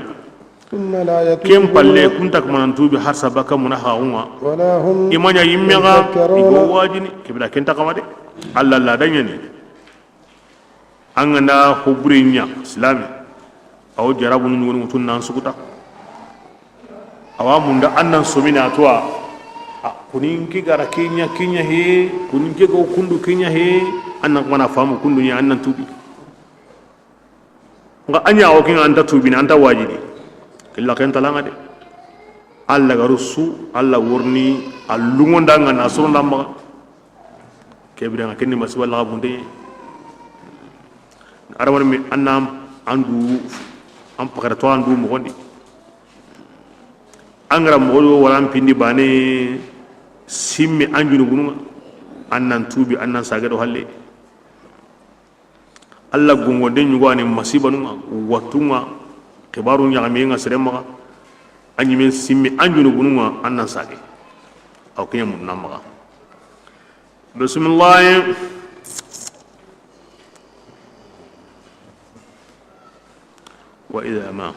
وإذا ما أنزلت سورة برامبي إن ينقندي سورة نظر بعضهم أيوة أنك همدي نافقون كبار كونينغ وكندي الله فارين أنك سورة قرا أتامو مناهغن كيغون اللي نهيندي إلى بعض كتا ميا يوا مندنا منيا يوا مندنا nguru يوا مي كومو جنتي يابونga inati meda koronde kille kama ngeti o sere yaare wa gaywa ankion ken ko ningena yoyo ko nangena onda bugu sisa sere o waliwa parce que jamanya ni Allah fare tawranga jama hornya won Allah fare ngok moni xwaren ko sura nundi aya nundi ina me hay na yagon kini me na yagon sehni meda aywa inda famu nan dinga na giri sere dingali ila kenya kini me ina mulli mbugu liwazan wo bipi me xoron balle bismillah ثم انصرفوا kebirenga iganda ni khasrengi walli ina taxu serentangi ngalli anke nabu Allah tike mo gani i hayga yille kafira kun kama صرف الله قلوبهم Allah ta'ala qari sondo mun yilla baka kandayga بأنهم na sabuni kunga seru yani لا inda يفقهون fami inda bugu kendi kya no ku ke diga yen ko yando kuda an na diga bane yuwan kama obugo bugu brego i kemballe madi ken ko ta ara honu wutiti to ma ayirno kana ko ni parce que Allah pin tawra antali muna hakinda addo kono mo sri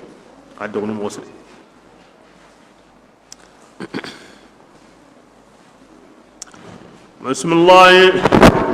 لقد جاءكم رسول adinka dankana o qaratu nandi hari qurera gaide hari bigan qura haren suya min من أنفسكم abu aga yimme yadi aga yimme yuwani ke diga mi jonko ni kata koy arabun su aga yimme yuwani hari qore bismillah عزيز ما adike hari qore honnan qoto amagandini حريص ani tom kempo ga waga tampindini ho ga waga tampindini kenan qota amaga yani antaka tampiye munda ke hari hamme ananyini عليكم aga kamma kusabura gan kande yani aga kande yem paminga di mo siri رؤوف hinna nan yani ti mu'mina nunga a hinnen qotenni رحيم awan hinna nan yani ga aw khairilla murun mu'mina nunda kini harake jukunga a ku juku sireni de kiyani Allah ga Allah farenda atangu juku sire kamma arabu Allah yan Allah haygara kanda ti hare yoranga anyi me yuwani hunga nanga sireni me bane kembire adi alahu kingwan qilli katay kini yime biye yime bingani kembire ngallo kendi kahirawo amasri taga hodi de nga arabundi ayam be gonda ina honsu qur'ana nan kanneni mawlamin arabuni anga barakenga ken wurne ambara nyime parce que Allah ti anyime ani sirama balli yime wa da kahira hon asre hede nga arabun koni di kenyam bononta ange mbara nyime hina ya sabr ayat tanan wurni nan de qur'ana aga wulalin ta ko ngadi aga kallanga ko ngadi parce que aga kanneni an nambara qur'ana ati gante ngarabu nambara yi kenyam be kunta parce que anya wurgin ta ko ni nya anda beso kanen ga jenga kanen nan ko kanen nan sai alla garan ken kanen ko na sahaga khairin ga babu tikinga khairin ga bayani kinga ba luqatul arwah siza kuno arabu kanne hew malika nungo kanne be konni siza kuno arabu kanne he be langara ko tanga dangi kanne mo ile na arabu kanne kiyan wallangi national man sabura Allah faran dar ta musa himbe o arjanna go tara mo kanne ko me kim manya hinam bari kan go kanne be koni aram kanne ani mu nyumun do khifaru kutun kanne nabla barama kanne asariyani ya ibrin kanne ina kenya koni me kenni dunaya Allah to mo kun ka daru ta kun kinga dangi bane o sagani kata akoni dengo tangin kanne ngo ni koni har laga kembi de akan banga ken kitabe no ken annabi me anna wadu ken ade kaza ibn abbas ina goni ati Allah ngi digal ma digal ngore ni de ati aram qabla antanu manga ni kun sare ki Allah farenga aram qabla antanu manga ni Allah faren dambindo kun dambe yo me ni no ko yugo yani sumpundo qatinga adu arabun suyi wona asu mambangi wal mahabambangi Allah da kenya da ay minitini Allah dinge sugandi bakka kina Allah sugandi ni Ismaila re munga ara kina na sugandi bo kina re munga ara Quraysh sugandi kundi Quraysh ka ara Hasimi gankon sugandi kundi Hasimi gankon ka arinki sugandi bakka kendi ken sabuda nkiani ho sugandi ndompo sugandi ndompo sugandi ndompo sugandi tega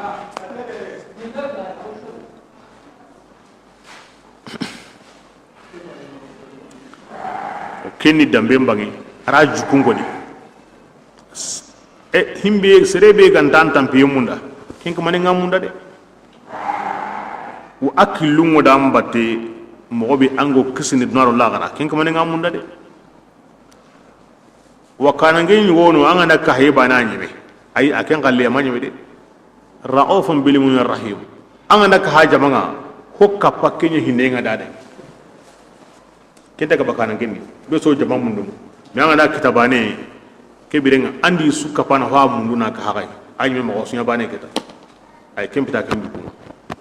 Allah himo besu anna ya islamiya aha mi mo besu anna ma tara kahiriya mi anga na islamin ka hanai ay hoan kappa amma karinda am pinenga dade ku jukunta taga hodi unta taga hodi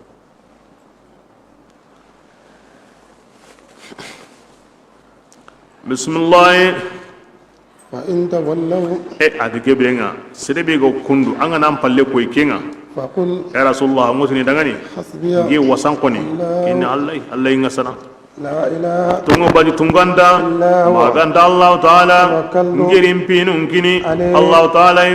Allah taala ayani lars kamanga lars bi qorengani wal makamani bi gan qora honsi alo yana kensu ya kebrenga ki ayanurina Allah farem piko o ganda barai mega aywa hingo Allah ma ayanda ko to ganda bara ano harago sire kebirenga kunta balla parce que himo Allah ma adurun ta tok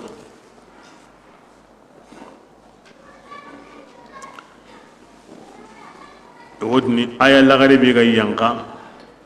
ti laqad jaakum yani ubay bun ka'ab ken konni ubay bun ka'ab qur'ana qaranga nu ngwani sahaban di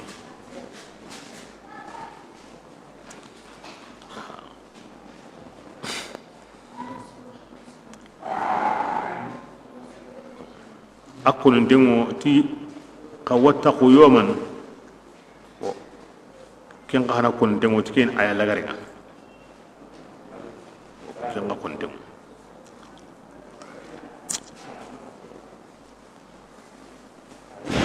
wa ayatu hilli laqad ja'akum katal lagaru kay ayanu hilli yani wa ayanu hilli aywa sirigande qarana alla wodun denga on kinanga na mugan kon hon sudi anga yi qarna duntiga ngo kinanga bakan kon honsudi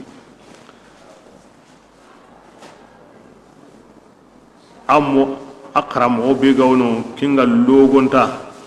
o sirga be garo kenda kenina qara sogoba ngata nyeru aro ne lenga tanyeru قالت لقد جاءكم رسول من أنفسكم عزيز عليه ما عنتم حريص عليكم بالمؤمنين رؤوف رحيم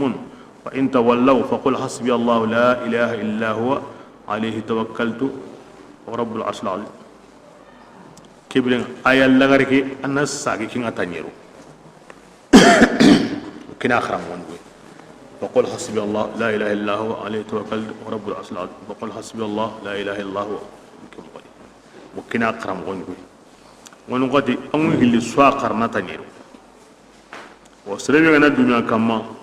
الله وان تنغا غندني أن كون هون سويا أن يمدي أن كورندي أن نابورندي haranga na kara tanyeru soba be kenki antakalla anga na kara tanyeru ne lebe kenguro antakalla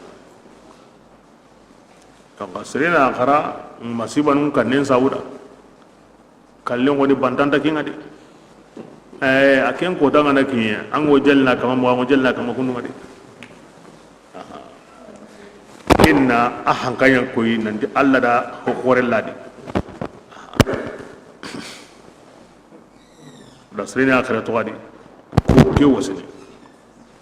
kem palle fardan salle su hallena khara na hokore ngai hata bane bane wutrim palle na khara shafi'in palle na khara udham palle na khara na hokore ngai kyo wasini بسم الله سورة يونس سورة يونس الإسلام كن القرآن الأدنى نسورة قري إنه هوني يونس الله كمن يواني أن بني من يعني خفارين كي سورة قرنتمو أكن تقوم ناهن كنن دوما تخريدا لذكر صلى الله عليه وسلم يونس أروك النقبة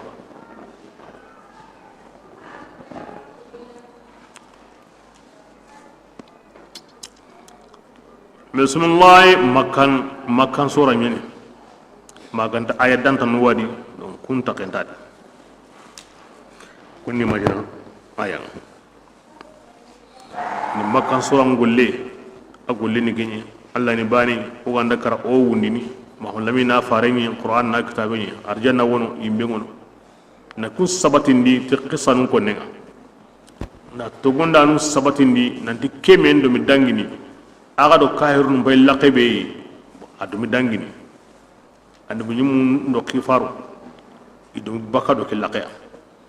kahirun kana watunu iga buro ke laqay diga men ko yakoy Allah garu akoya kahirun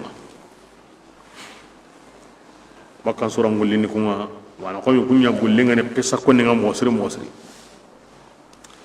bismillah الرحمن الرحيم ألف لام را الله أعلم بمراده بذلك تلك وآية يعني آيات قرآن كتاب آية الحكيم كتاب بيج منتغني أكان أن وكي قليرنا كوني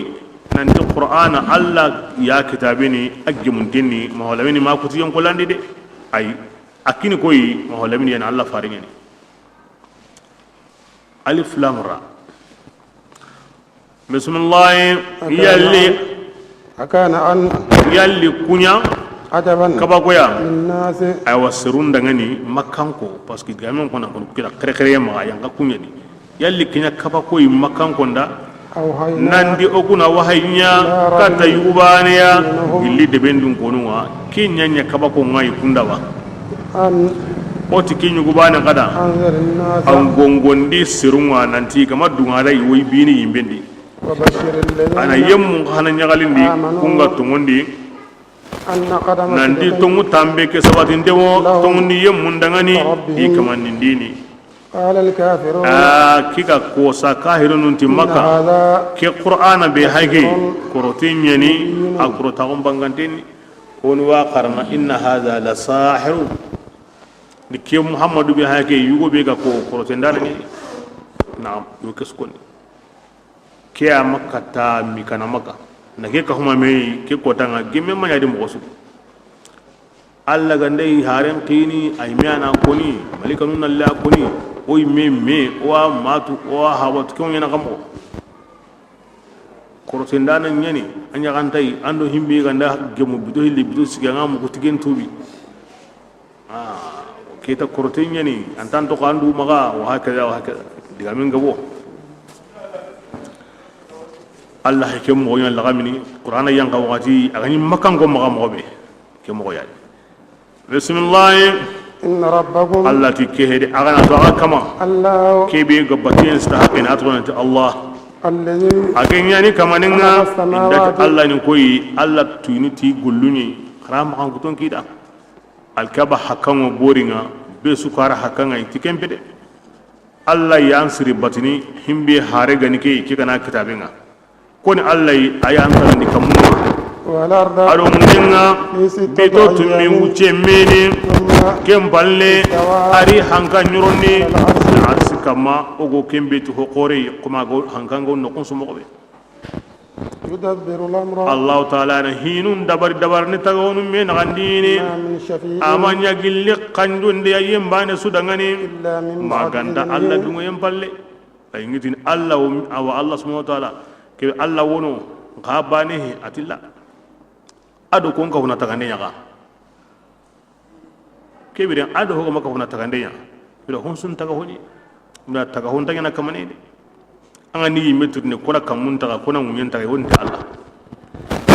angen kale gra man taga ho ganta maka ken aran ken sun taga honi me taga hon tasiri kamane ayanda ko hon su taga bitu tummi wuce meri a wuce me wani bitu tummi ta konni a wuce ni bitu ngo tuni de mani qasondo kiye kenda nya qason tanu kiyen tan na jopa al hadi me katta juma me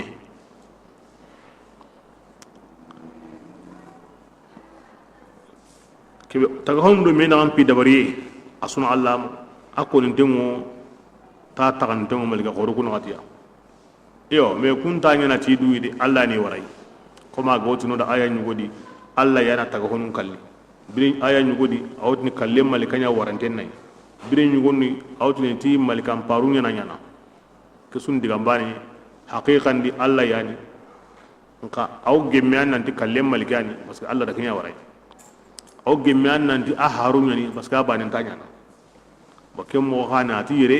ikana hon dabar ni taga hondo menaga aya badu nga kono da aram malika nun ka hana warahi dabar yenga ka ken wure ti Allah tanya na anga de malika nun ka hana wanya na amma basu gobe Allah yimeti wanya na wa su Allah wo karamu dini dan kana woni ke ngaw geman na keko dan kana woni ke ngaw geman na keko initi oy bornu ku batunu ino kanyo del londi Allah tilla kanjon den ta komeda ma Allah ganda dungete antar dunye bornu ku kone da nya kanjon da ne Allah ko masrum ko nanu ina kinyi kambari sarenga nka imungu dengo digamen ko mo o yi batunu ino kanyo del londi ado wi kanu inda bana de kanu ye manya hilla kapena batiye nyanya hilla kapena Allah ko musruku iwo kanini inta konni inta bati kanina inta konni de ngari koni anto konni Allah gajallema inta batini kamane de ngari batu kamane anto konni hilla kapana bismillah ذلكم كبيرنا كتغندانا بهاga kanda ga hinun dabarni الله kya tawna ta Allah ربكم kyana suqoron jine manga فاعبدوه ine kharake bani nawde أفلا تذكرون yalli aganta wajini مرجعكم aga saga dingiranga aw kotaki Allah aga su anda karawa ga wundini وعد الله kini Allah nyina nyede حقا wato nyana wonyana de kama suga gende makanko kudiga muntasa ko haye kuma nan koni kun talida Allah ni bani o wanda kara o wundini ay make fam serin Allah farenga kitabin ni Allah kitabinga ay Allah farendi wo me kyadi sino tammi o ho makoni sallim makoni jaka makoni hiju makoni kara Allah tubani agan sagay mo lamin na farengi Qur'an na kitabini o wanda kara o wundini imbe ngono arjanna won itkhad yen sibasa mahina بسم الله إنه ki Allah taala يبدأ aw الخلق joppane tagandinga ثم kemballi يعيده awo sagene kariti wundindenga awaga tagana naga waradini aganda karakara awaga wundini ليجزي الذين aganda wundi kuda ina yem baraji iga tongondi dunani iga golle surun golle kilemundagunga yemmu benuga iga kafiragu mini ho kundangani gille jinta dagaran karantenga aru yangan katai kin torantengani kon sabuna iga nya dunani igo kin kafiragu هو الذي akenya ni kamaninga Allah koni anyangundi kiyenga kuray duro والقمر anyangundi kasonga noro duro وقدره ana kason nyugudari terendenni yankara لتعلموا kora kenya mani sabuda ko sabura ango adamaren munatui عدد السنين sine nyirega yenga والحساب aro jatenga ما خلق الله Allah ذلك makutaga إلا بالحق sangi sabura de aray tagadi tungunye نفسر الآيات aku ayanu Allah bi walangalana seru dangani yimbinunga watu kinoko negamundi awa fulkin tuago aw ke yadi Allah silini ki alquran bi ayanu binunga ko ni tuago su ngone mo tokin qur'an ya te qaso kiyen quray duro al ajram samawiyya ho godo kamunna go quray mbunini asu quray ngori gene kiyenye an sane wo an qaso wo an na kamun pay an go wali yilen kunu a quray ngo baka kiyenye ma Allah ti quray duro yandro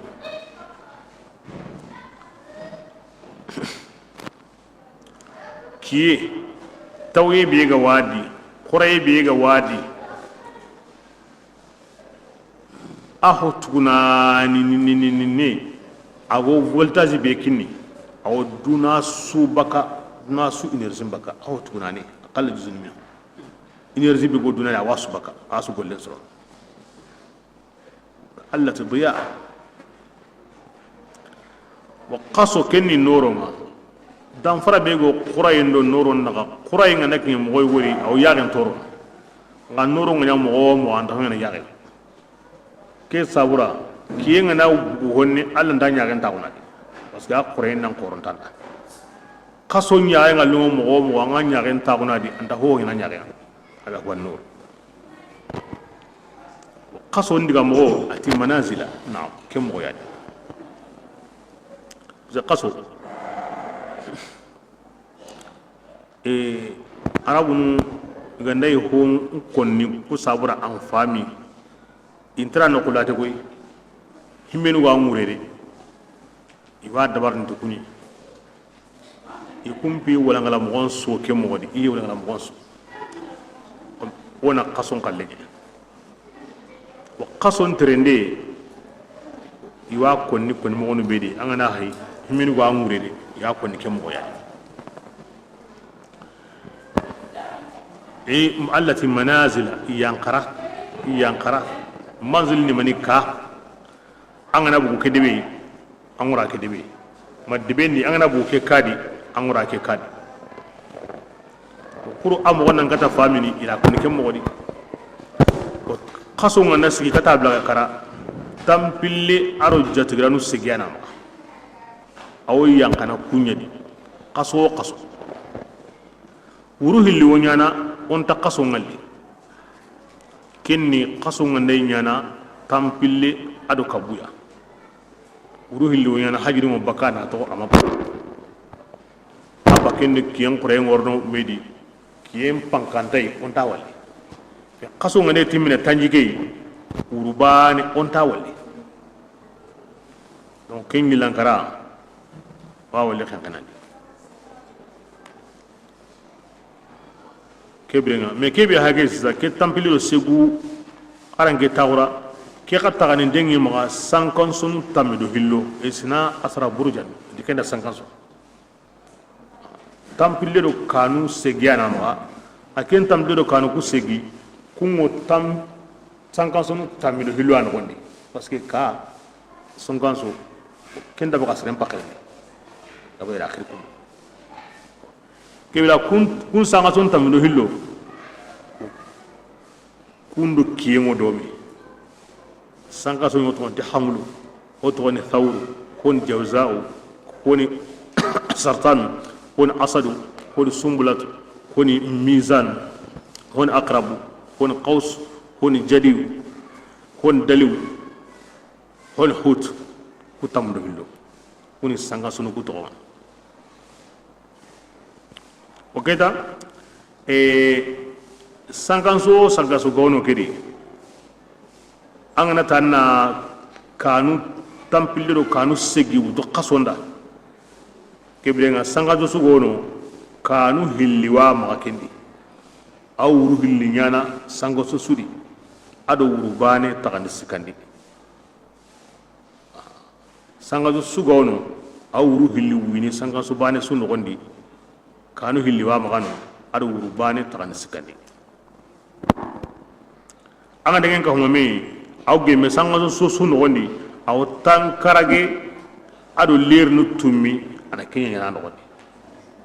sangaso su nogondi qasongo tankarage do ler nu tummi yana nogondi kenni kem manzilinga sanin tono ga kondi kem bodi yani kenni agara gori haqqe be tuga nanya ken sangaso di ken wonyi mine anda tankarage do ler nu tummi yabane kenyi mi aw bakka kendi awra yanga nokutana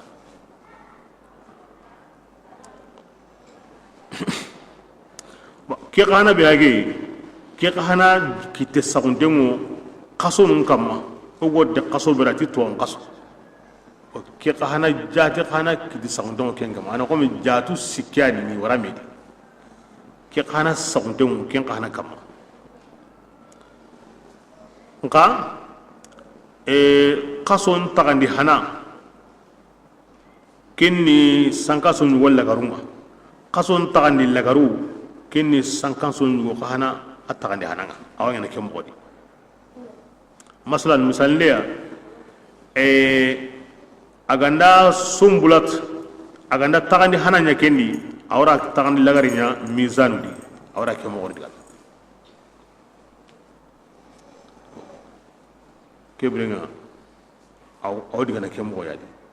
daru oda qason sinem pakenko na kin sinem pakenko kebrenga sanen tuwanu muy sanen tuwa ngol ni ke akama ni mo di qason na qam manzilidi yani qason na kankadi yo kan to ko ni anake kaya di ku kanu be hake ku sukana to ngono ke kana kan sankanso di yo ko sana ke sankanso to ngata komi atu indemo sangazo sudi aw tankare do ernu tumyana wo kebrenga ana kammo ajjon ko indeni wa ma halla ko indeni wa ma ta indeni ago kakiri ari indeni wa ma ta go batia wal makita goni ko ma ko nan diga parce que tankara gero tumu angana takande sikoy bo takande hananga ndey ke ngurin ari nte akumna li ginda go takande hilani nogondi a keta ona taqi karay ginda kita go tagan lagare no gondi aw ko nandiga aya worna ko noda ida kinyo da aw ke ko noda man sawra ke ko ko kun hanya na masala ke ko ndu ken dar bana soro ko na hanya na parce que hota na jon ko ndemo ke to hota na way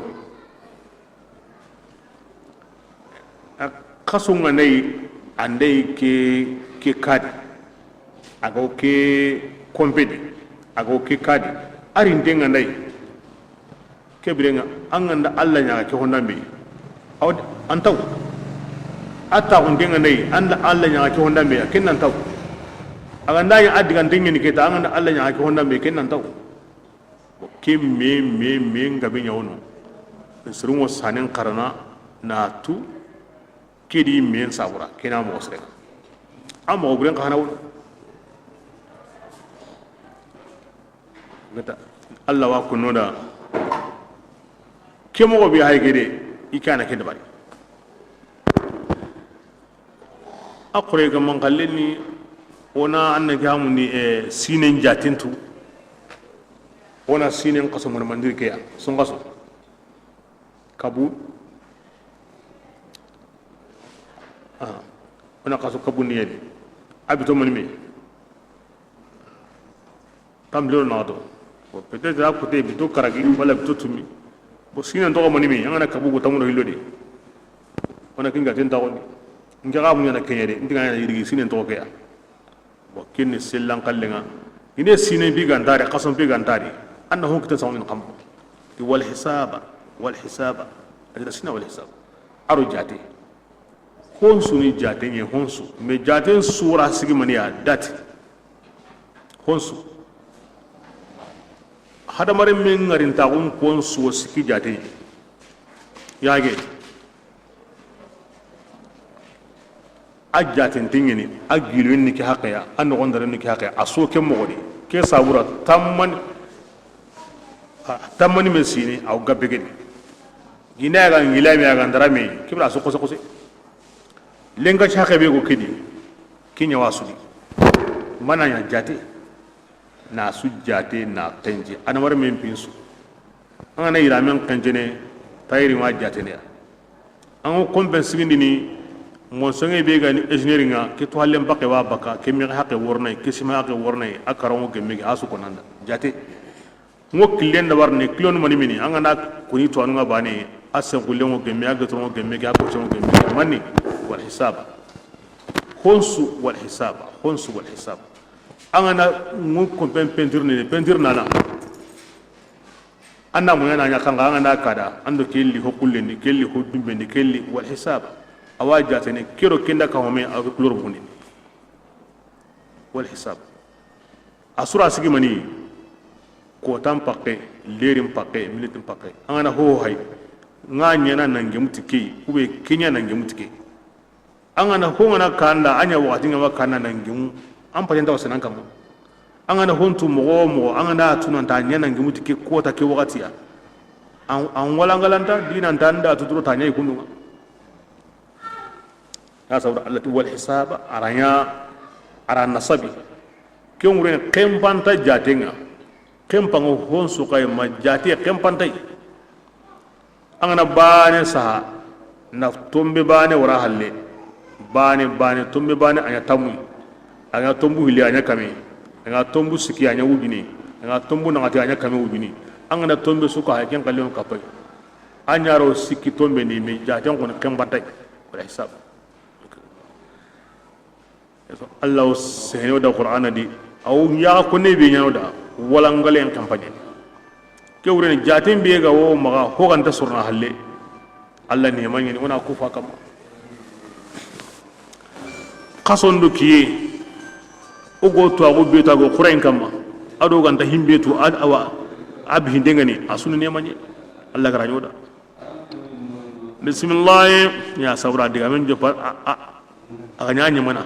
ati wa walangalana liqaumin ya'lamun himmin go watu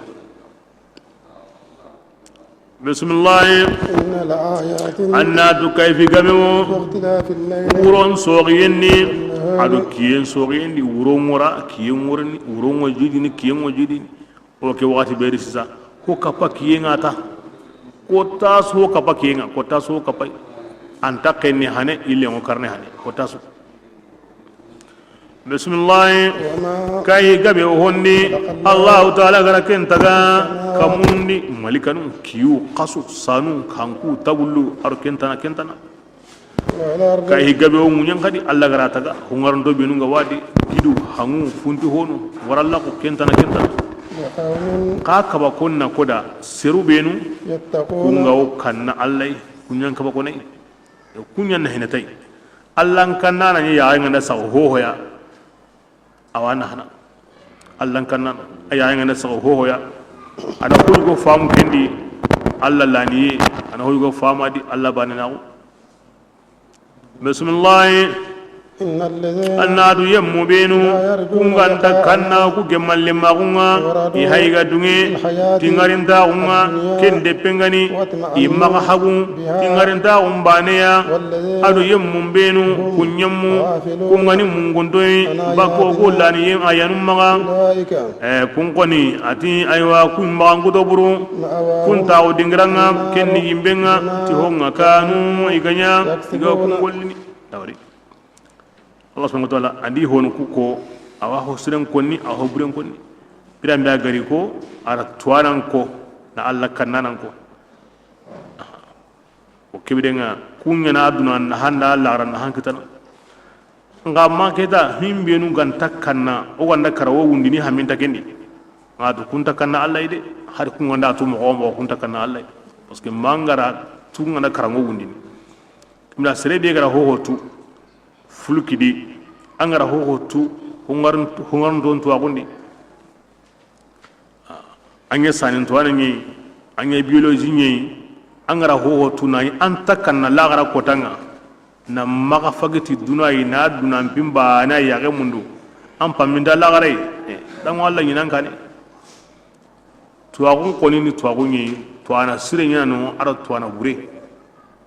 da kimo to agun su bismillah adi yammu benu kunga to wonni igara gollen suronni kun kamango ikandana ti tumundenga Allah subhanahu wa ta'ala awon noro nyugo kinniya yo kandana tikin Allah gara kota aro dunadi na mo nyugo kinniya wala ko ngurunu ikawa sanga sonure iwonema arjannan kanunni ikum mundundi honga arjannani imundundi qanne kinyeni wotini senna nganda ya okama imi qantandi qanne ido mena ga arjannadi kinyeni salam iganda hom mundu inda kita ewa idwa ulagare kuyani alhamdulillah rabbil alamin wa allati gara Allah began hon suka manga arjanna dun kunu Allah haygara imogon ko dake igan no kubi ara kenko inda himbe wari himbe ga nallungira nya wodi subhanaka allahumma angara kenko bane aga landa mo be kengo nyana anga wa munda khidmandanu nyalli tay Allah kusa gari tuindi allu ko yira wor anga wa munda Allah yimiana nya tilla ni nga kenno kusa wonyana am go be ga nallunganda subhanaka allahumma kemba ne nan diga min ngata angara kenko bane mo be ga no goni di kengo nyana ime kunyinde kanne salam wat kini hore Allah da kenkin islam no gi dunadi taana mi qantati kenga sogoba nga agana ko meda kinjiga nga agana ko meda urondi agana ko meda himbe ngkwanan ko arjanna ni lamure nga na safati ga natla yotini mani alhamdulillah rabbil alamin alhamdulillah rabbil alamin ke suqa mundi islam ma nan to dunadi anna Allah senundi na salamunya na alhamdulillah ko nenya Allah gani ne monun kinanga ina kuni arjanna dun kun gollenyi hega kini ko musuruma yare gilli dunadi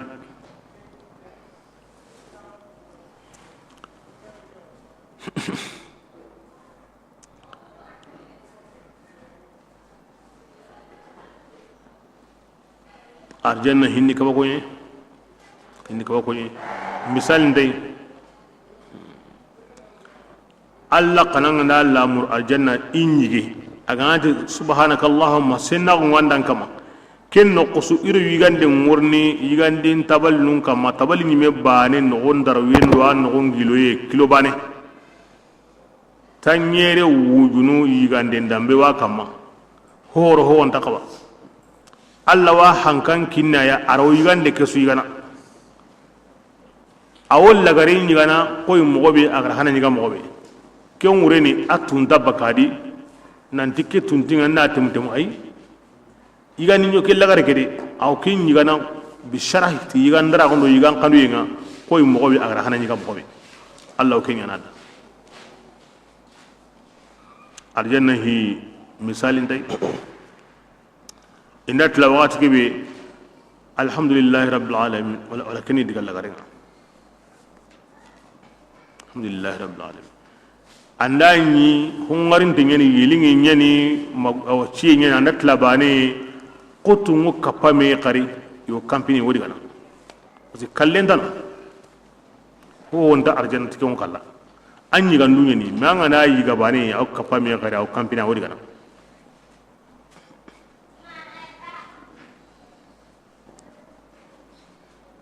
arjanna dungono kane hallinti yanan to nyagam terne me iwo yigene iwo minni inta laganji to hana inta muraqaqini inta bawlini inta nyagam mintrene khari entan sabarun de Allah faade ke ba yigande nyana kamo an kama nan dirne de atina ati yigande ke ati jusha'un wa rushahun at awngena gringoti nga ado futiji nga futiji ke karashhi miski aqomi anganda parfum sankanga ken timi go mo bele futiji kan tayna timi mayde kuma anganda latkulin sankanga timi be go baka futiji timi go baka ke mo godi ati yigande ngena ke mo godi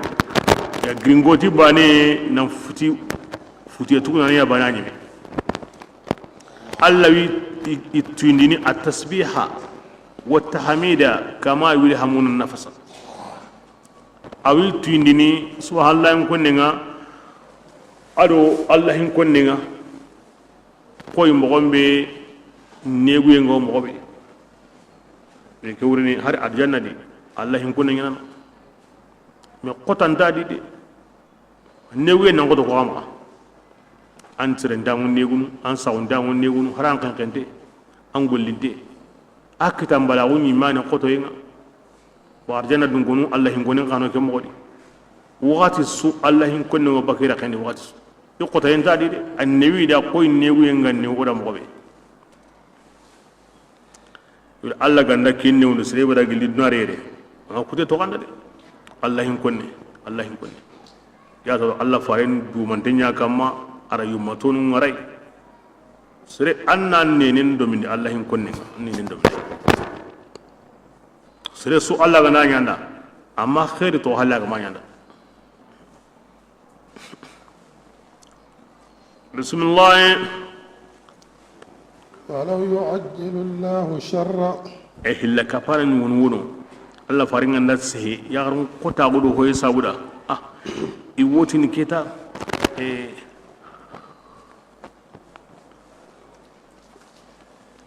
Allah yimina attawndi sa Allah faringa himbe kennanya nadru ya ko ni bon hars do kendi tan Allah gara ko ikiyada duwa njabini anga khairi mun di maga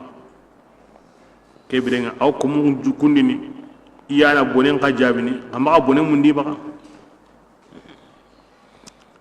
ga honu ganda nyon gralle ke bane o bonen mun sabra Allah sai kunda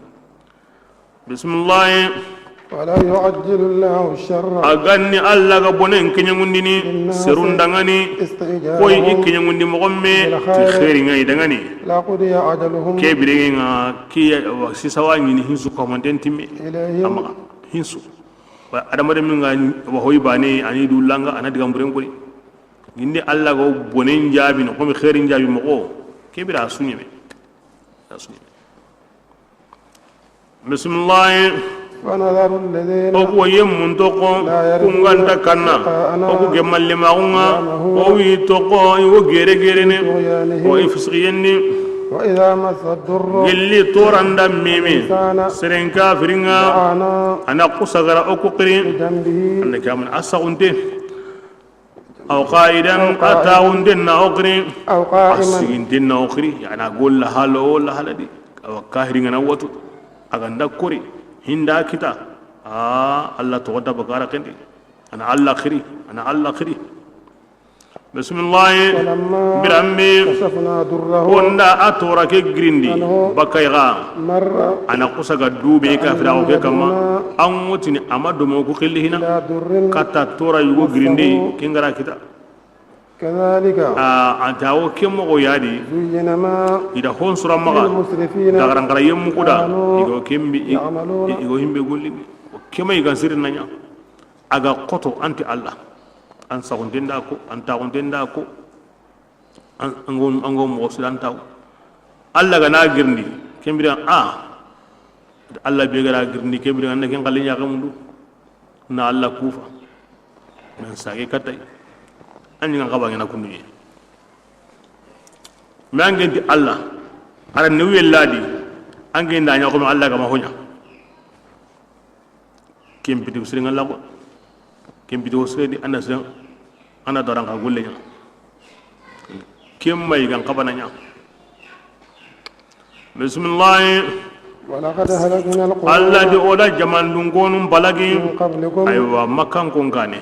لما birambe iga tulungunde ti hilla kapenga جاءتهم رسلهم ika harun yalliya ti dalli bangan tonga وما كانوا ngati awa halaki yemmu kumanya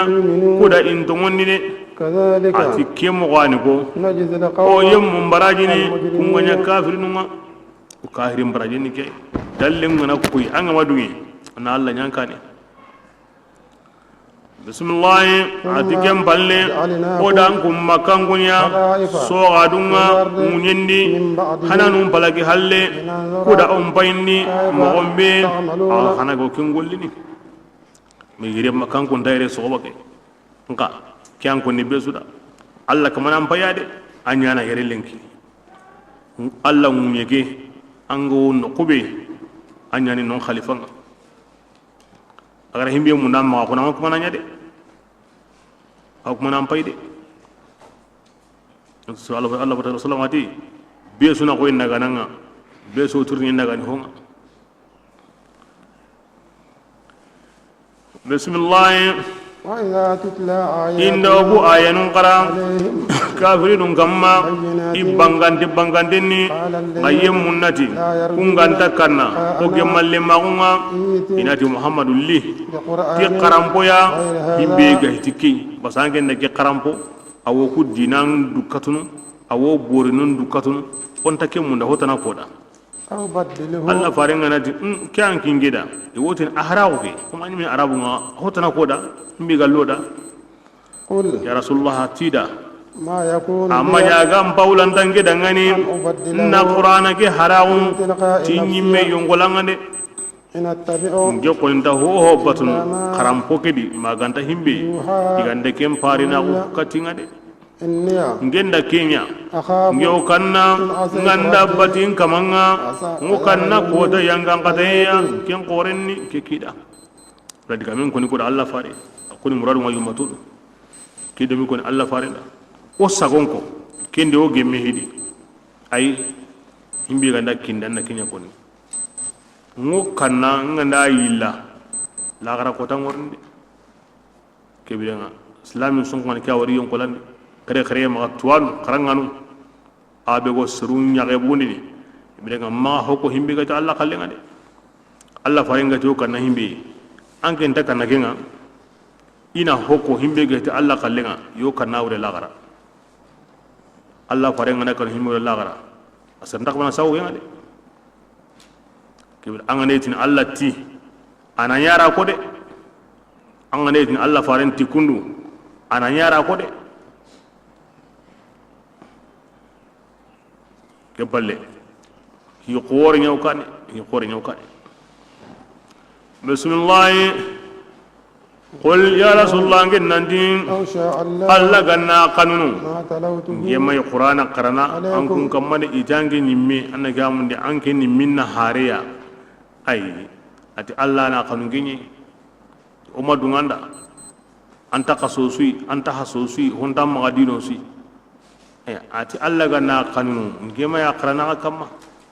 wala adirakum bi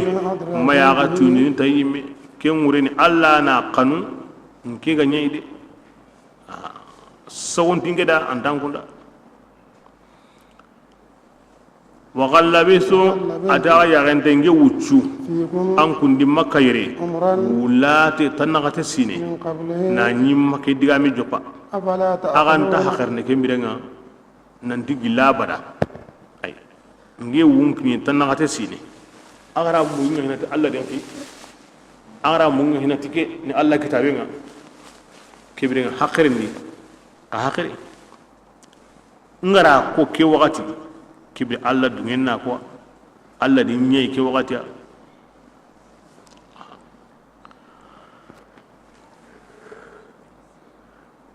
kibrenga angana haytam pakarenga angatun tungni parce que hakrendi makanko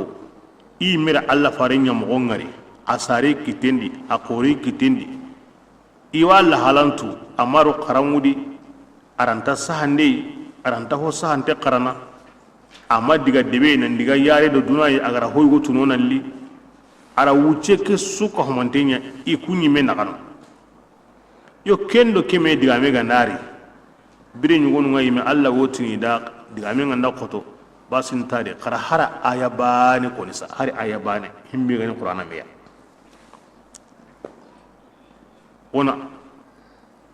ona aya nun tammi to ona sura bane to hari aya bane qartay imi watu iwo kontono kibrenga akisabe kanga nda hay to aw kallan go be ga wadi kitu suru benu ga wadi jukunu benu ga wadi hakkare gande sere suya an watu tigi kin allampiye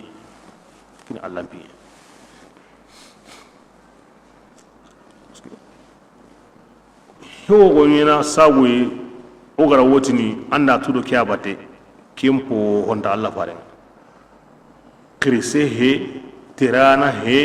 amakara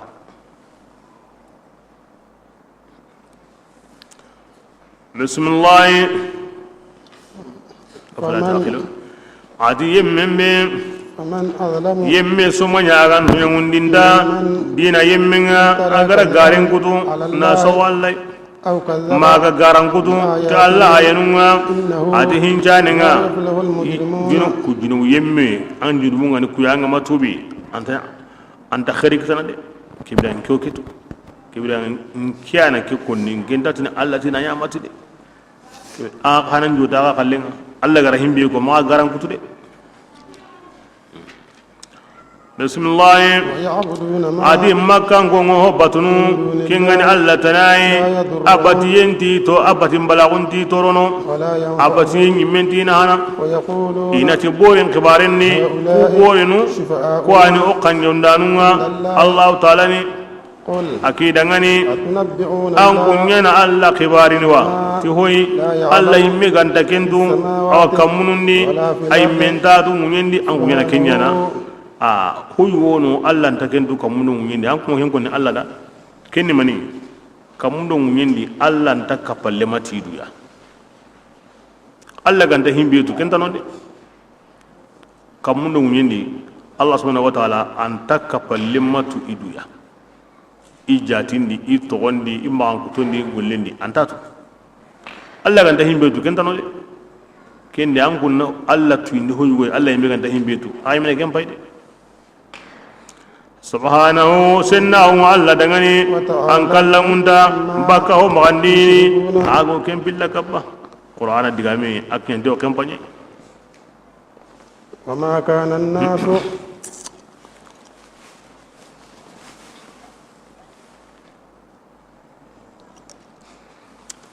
igaro kanjonde be woro dunan kanjonde ni mbale masagulla garay jango kanjonde woro duna kalle baski imaga hilla kapanu makka ke ko tanga imaga Allah won awa igoro kanjonde be igo bornum batunu ken sabure woro dunan kalle bornu ko imaga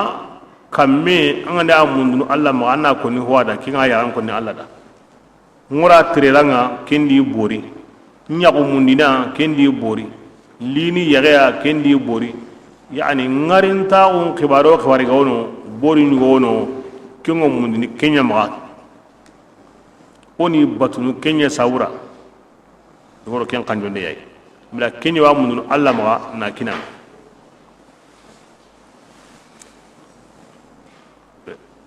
kanjonde be igani bori batunu sawura ngoro ken kanjonde yai ima sawla garayo janko na tigen kanjonde no o duran kalle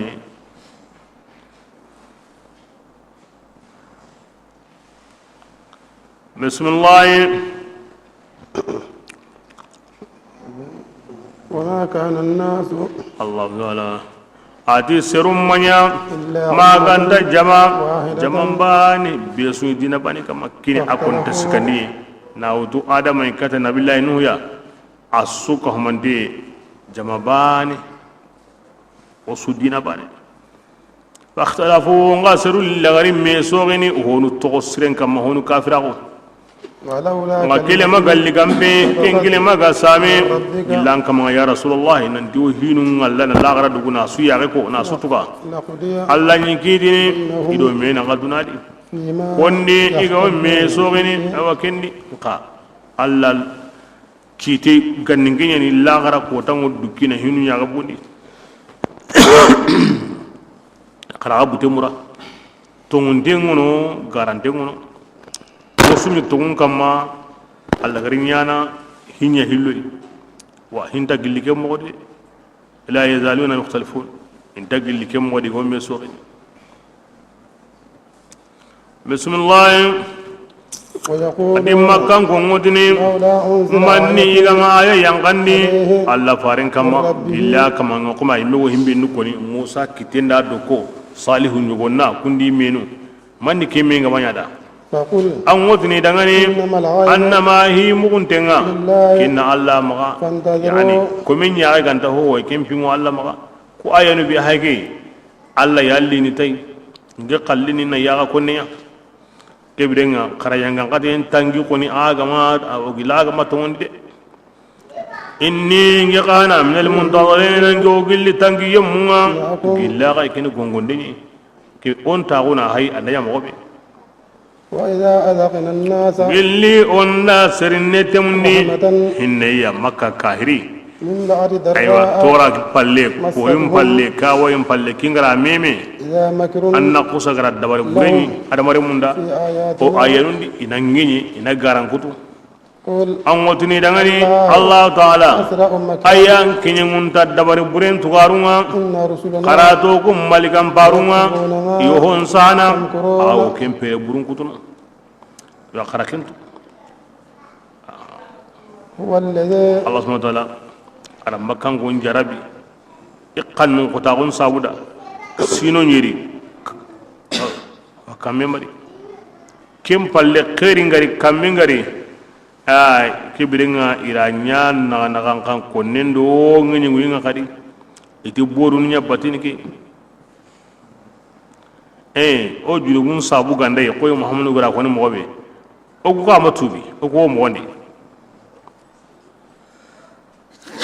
kebirenga o borun be gara kamen ginoy akingati o ko ma tubi allah do hinana o borun be garo hinna o ke mo wodi azawra hinne ngadi kitabane ila yilla ti allah ibornu ni akidati malikanu mudi bate ina ke qasaha nanga hu ikahira ko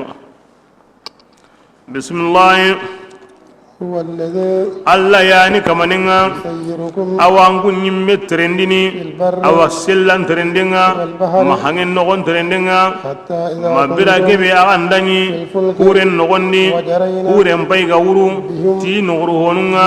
ti hankebe mogondenne ina kusaga nyaali ti ketere mogosre جاءتها ريح o toko kendi hanketa na worni عاصف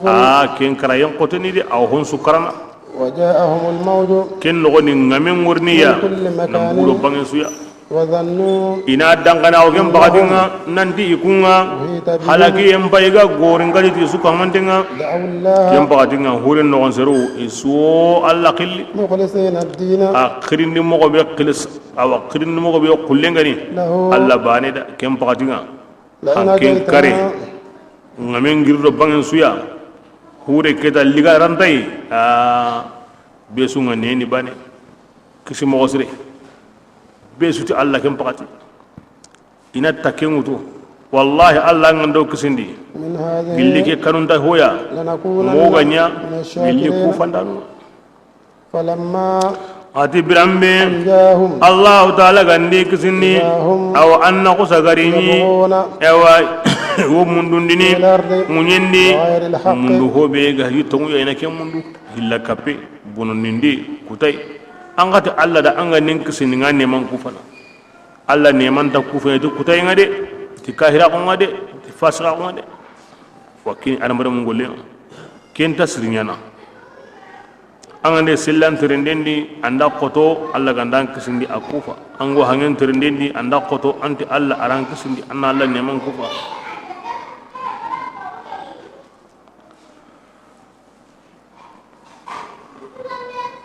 bismillah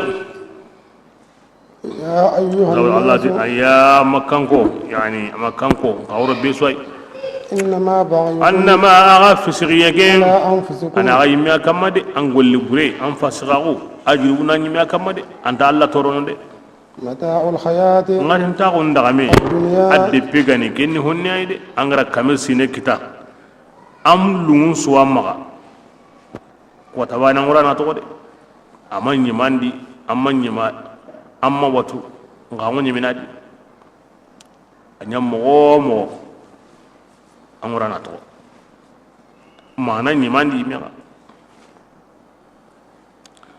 bismillah ثم kem palle أرجعكم aga sage dingira kallem palle إلينا kem kata ku tunga ko nyede فننبئكم woni aga khibari بما ke honsu كنتم aga ni تعملون kem golini dunadi aso ko nan anda kanda ngana mo antaro mo be galli Allah ra ana kutuke mo godi tlemun dawon kama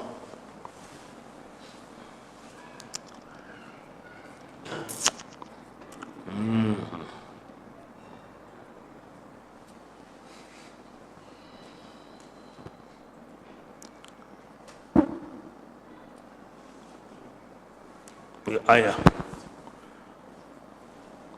ni kamuni attaganti mo mani kamana mudaf nya kan di bagay ako adamare minga an kutayim masiba anani ma toronde koy batinta alla na hana mo be anani ma na hana kutayen kanta torno kem mo di anangi nya torno allati aganda surondi aga suronda ga yimeda aganda bonondi yimega angandu kamma tabar allah to ndi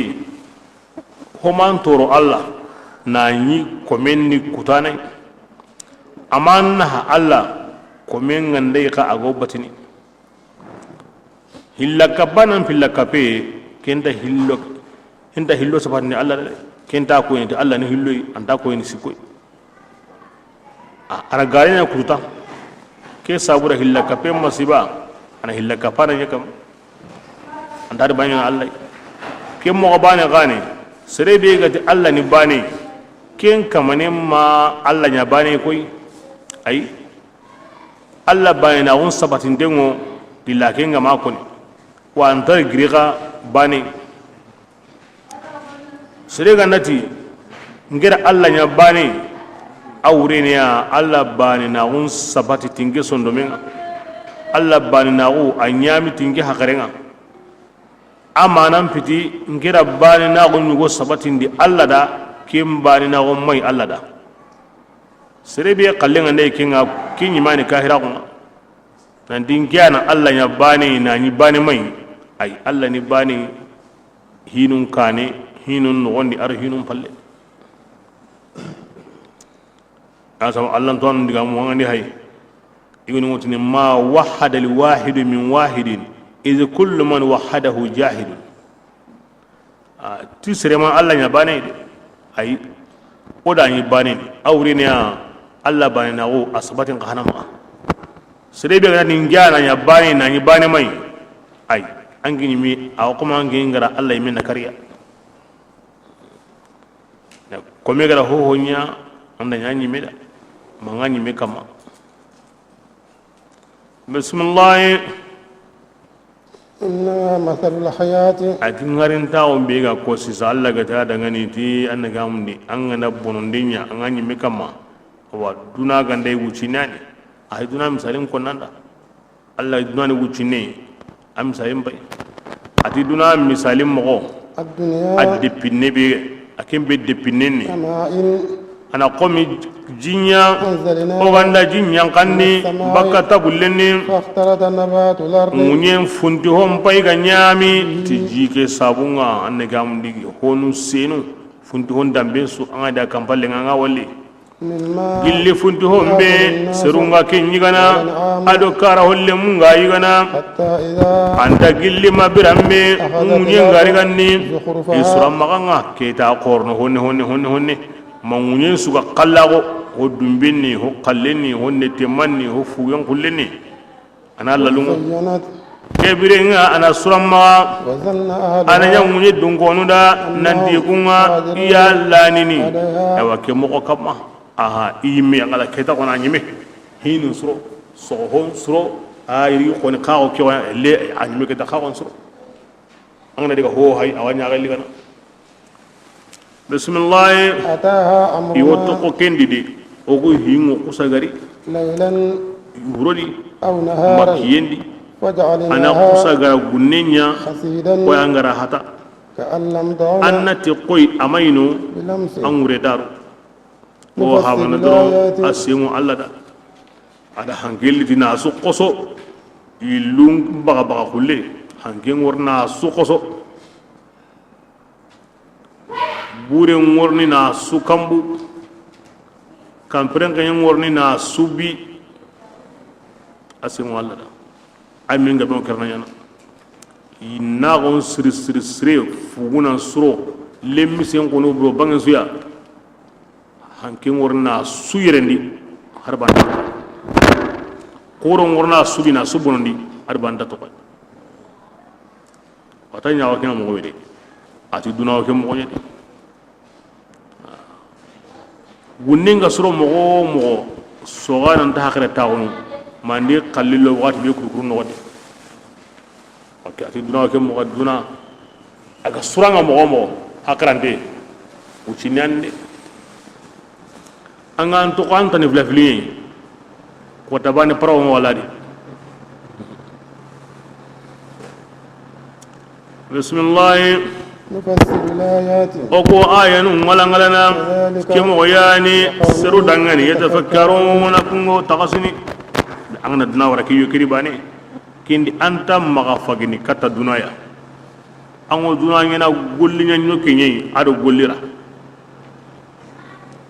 duna lagara mundina yadi duna mundina yadi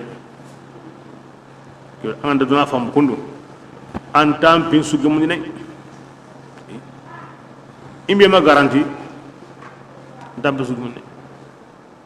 kibra kabi ga konon dikini ka lagarenga kinyan dumini in angam bang ko tengal lakin kama bismillah والله adi allah taala يدعو awo ko mun gilli إلى دار ya السلام sabura kata kisiyen kanga dunago kemo odi kiya sabuni allah ko mun gilli kata kisiyen kanga ويهدي من don kando kri ana yemmin yakandana يشاء ara ken kanda yan kanude إلى صراط kata killinga مستقيم ken tilengun dengani a hono wosu killi wosu danyi mini de ayi mi makki te wosu ni nyimi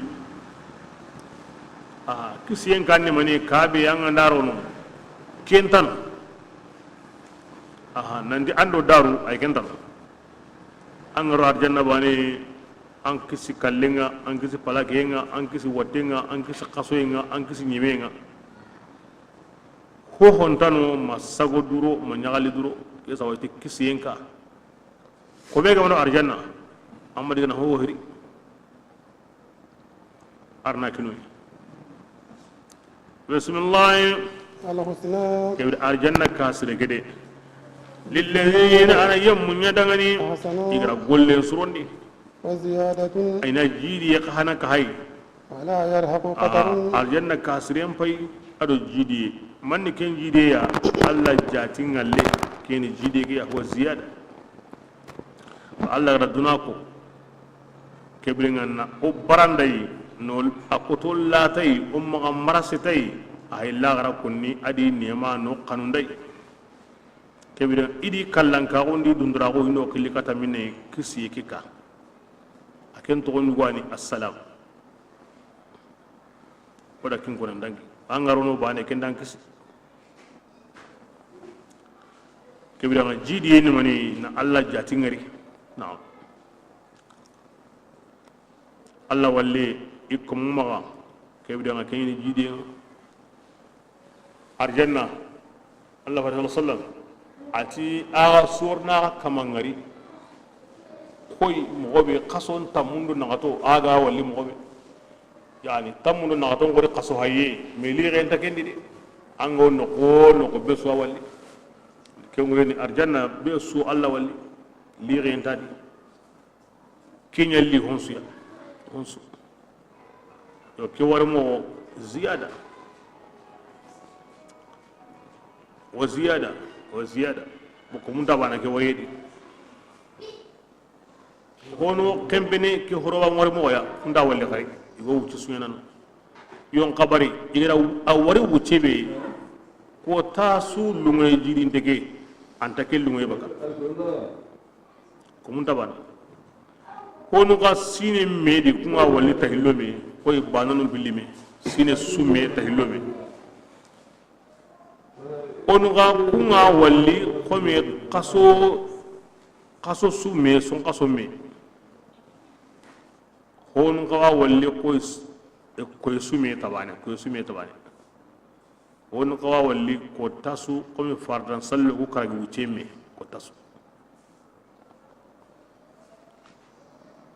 hono ka walli kunya renta baka allari daiman ya ma daiman ngini taga hono kana ka khorma min allah ko khorma wa ziyada kam pantay arjanna kono arjanna de bento ko ni ngadena dun kono o me kane jidiendi honsudi gollu nganta bana mo be kanun tabana kem mo di nar janna kunu do sini me bismillah ولا يرهق قدر